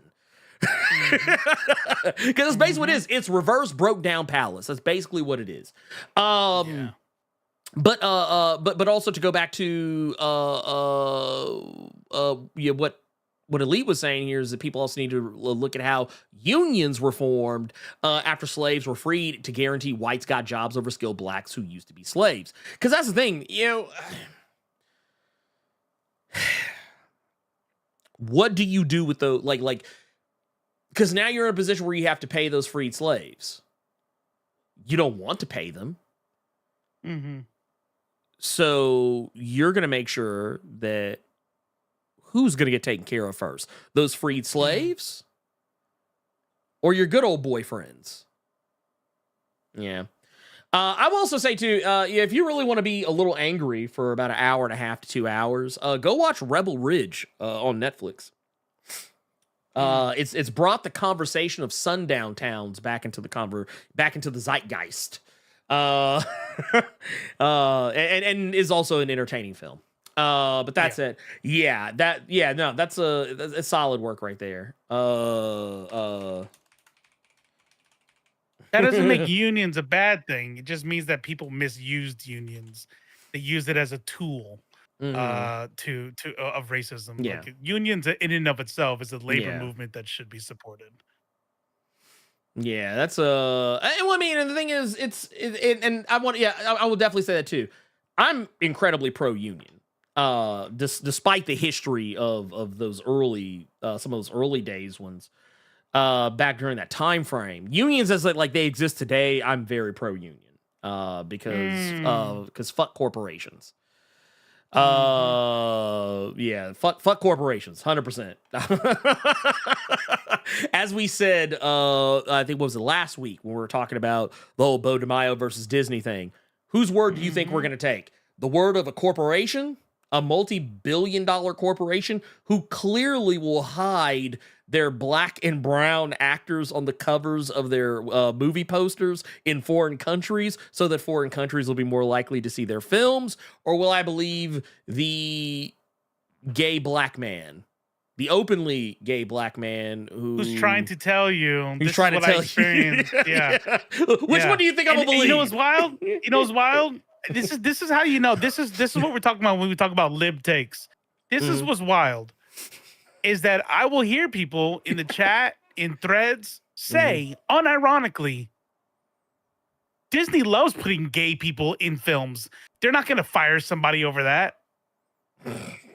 Bro. Nah. But we're not saying he got fired because he was gay. He got fired for the same reason why African Americans and women, well, really still get fired, but definitely were getting fired in the 60s and 70s after the civil rights movement, because they were not going to be put up. They weren't going to be put up with the shenanigans anymore. So then women who told on their boss, they got fired. And African Americans who told on their coworkers and their boss, they got fired because they were troublemakers. And then as it became harder and harder to do that because of legal protections, but this shit still happens. And I'm telling y'all, not to go back to last week's topic, but if y'all are convinced, here, I'll put it like this. Something that's been said often is, you're gonna have egg on your face if it comes out he's the bad guy. And I'm telling you, like I said last week, no, the fuck I'm not. No, because if it turns out he's the bad guy, that means that I was wrong in my giving the benefit of the doubt to the marginalized person. Right. If the person who thinks that Disney would never fire somebody who's making waves in you know, or some shit, you guys will be wrong. Excuse me. You guys will be wrong by giving the benefit of the doubt to fucking Disney. Like, I would feel way more fucking bad. You know what I mean? Like, I would rather be wrong on this side. You know what I mean? It's kind of like Pascal's wager, but for not God. Yeah. Google it if you don't know what that means. Oh, well, I will say on that mercenary note, I think that's the show. Yeah. I think that's the show. I think it's time for us to take a knee, go get some rest, spend some time with our with our Hunt Showdown squad. I mean, our families. Yeah. We're not good. No. I totally didn't say. I didn't say Hunt Showdown. I didn't say Hunt Showdown. But no. Thank you all so much for being awesome and amazing, being great, and just doing the good work out there, showing up here. And I hope everyone just do me a one small little solid before you get out of here. Before you leave, make sure you hit that like button. If you have been watching the stream the whole time, you've been having a good time, make sure you hit that subscribe button and tap that notification bell so that way you don't miss out on anything. Follow us on Threads. We are on Threads now. That is the I know there's been all this talk lately of people saying that, oh no, man, Twitter's still better. No, it's not. Stop lying to yourself. It's not even better. if it is, it's a fucking white supremacist cesspool. The owner is openly transphobic, racist as fuck. Like literally a fucking racist. I don't care if it's better. No. I'm going to be on Threads. Not because Zuckerberg is not a piece of shit, but just no billionaire is not a good person. But, they actually have a TOS there. You can't say the N-word, there's no white list. I guess that's the bar. Yeah. I guess that's the bar. Yeah, a white list for people who can say the N-word. Yeah. So that's the new bar, people. Twitter lets you say the N-word. So, but you can't say cis. You can stay there. You can't say cis. Can't say cis. Cis is bad. Yeah, and you can't call Republicans weird for being Republicans. No, weird. It's crazy how that works. Can't say weird, but you can say. But there's a list of people who can say the N-word. If that's the platform you want to give your activity to, Hey, no, hey, I'm not here to judge you, but we'll be on Threads. Yeah, we'll be on. We will be principled and on Threads. But you can be principled and be on Threads with us as well, because guess what? You can just come right over here. You see that? The nerds of culture.pod. You could totally come over there. Hook us up with a follow. We're getting real close to 3K over there. Over there on that side of things. So hey, just saying. Do the thing. Hook your boys up. You could also come over here, go check out Robo Strange over here at Left Face TV over on the Threads, and get some of your political takes. Get some like I'm just saying, you just get a little spicy, little spicy over there. Ernie gave me a guilt trip earlier. I'm gonna be streaming more. I'm gonna I did. Also, I'm gonna make sure he's not out here coming at the Swifties, because Swifties were not happy with you the other day. I'm just asking questions out here. I'm also on there as well as the Blerd Without Fear. That's the other reason they actually allow me to be Blerd Without Fear. Yeah. On Threads. I can't be. Minus. Yeah, I have to be Blerd minus Fear on Twitter. What the fuck is that? Yeah. Fuck is that? Yeah. Who has a 15? I can't find you on Twitter. Yeah, like I can't find you on Twitter. It's like, see, here's the thing. It's this problem, It's this problem. But yeah, go find us over there on those. I'm almost positive. I don't know. That's actually a very good question. I need to actually check for that. Did I actually change it in the show notes? I don't know if I ever actually did. I'll have to take a look. But if I did not, I will fix it so that you will be able to find us. Actually, yeah, let me fix that. I'm actually going to put it here. There. Look at that. See, doing things in real time while talking. That's how you get shit done. To you all. That's what you got to do, man. Is what you got to do. So there you go. You've got Threads on there. You can go find ya boy Robo on there. I'm also going to put the Nerds of Culture one and my own personal one. We're gonna start putting those in the show notes. I don't know why, for whatever reason. I guess I just never thought to do it, but yeah, make sure you go do all that. And yeah, I guess for now, we will see you all next time. So for Robo of Left Face TV, I am the Blerd Without Fear. And you know what? Homelander! I think you can go to hell.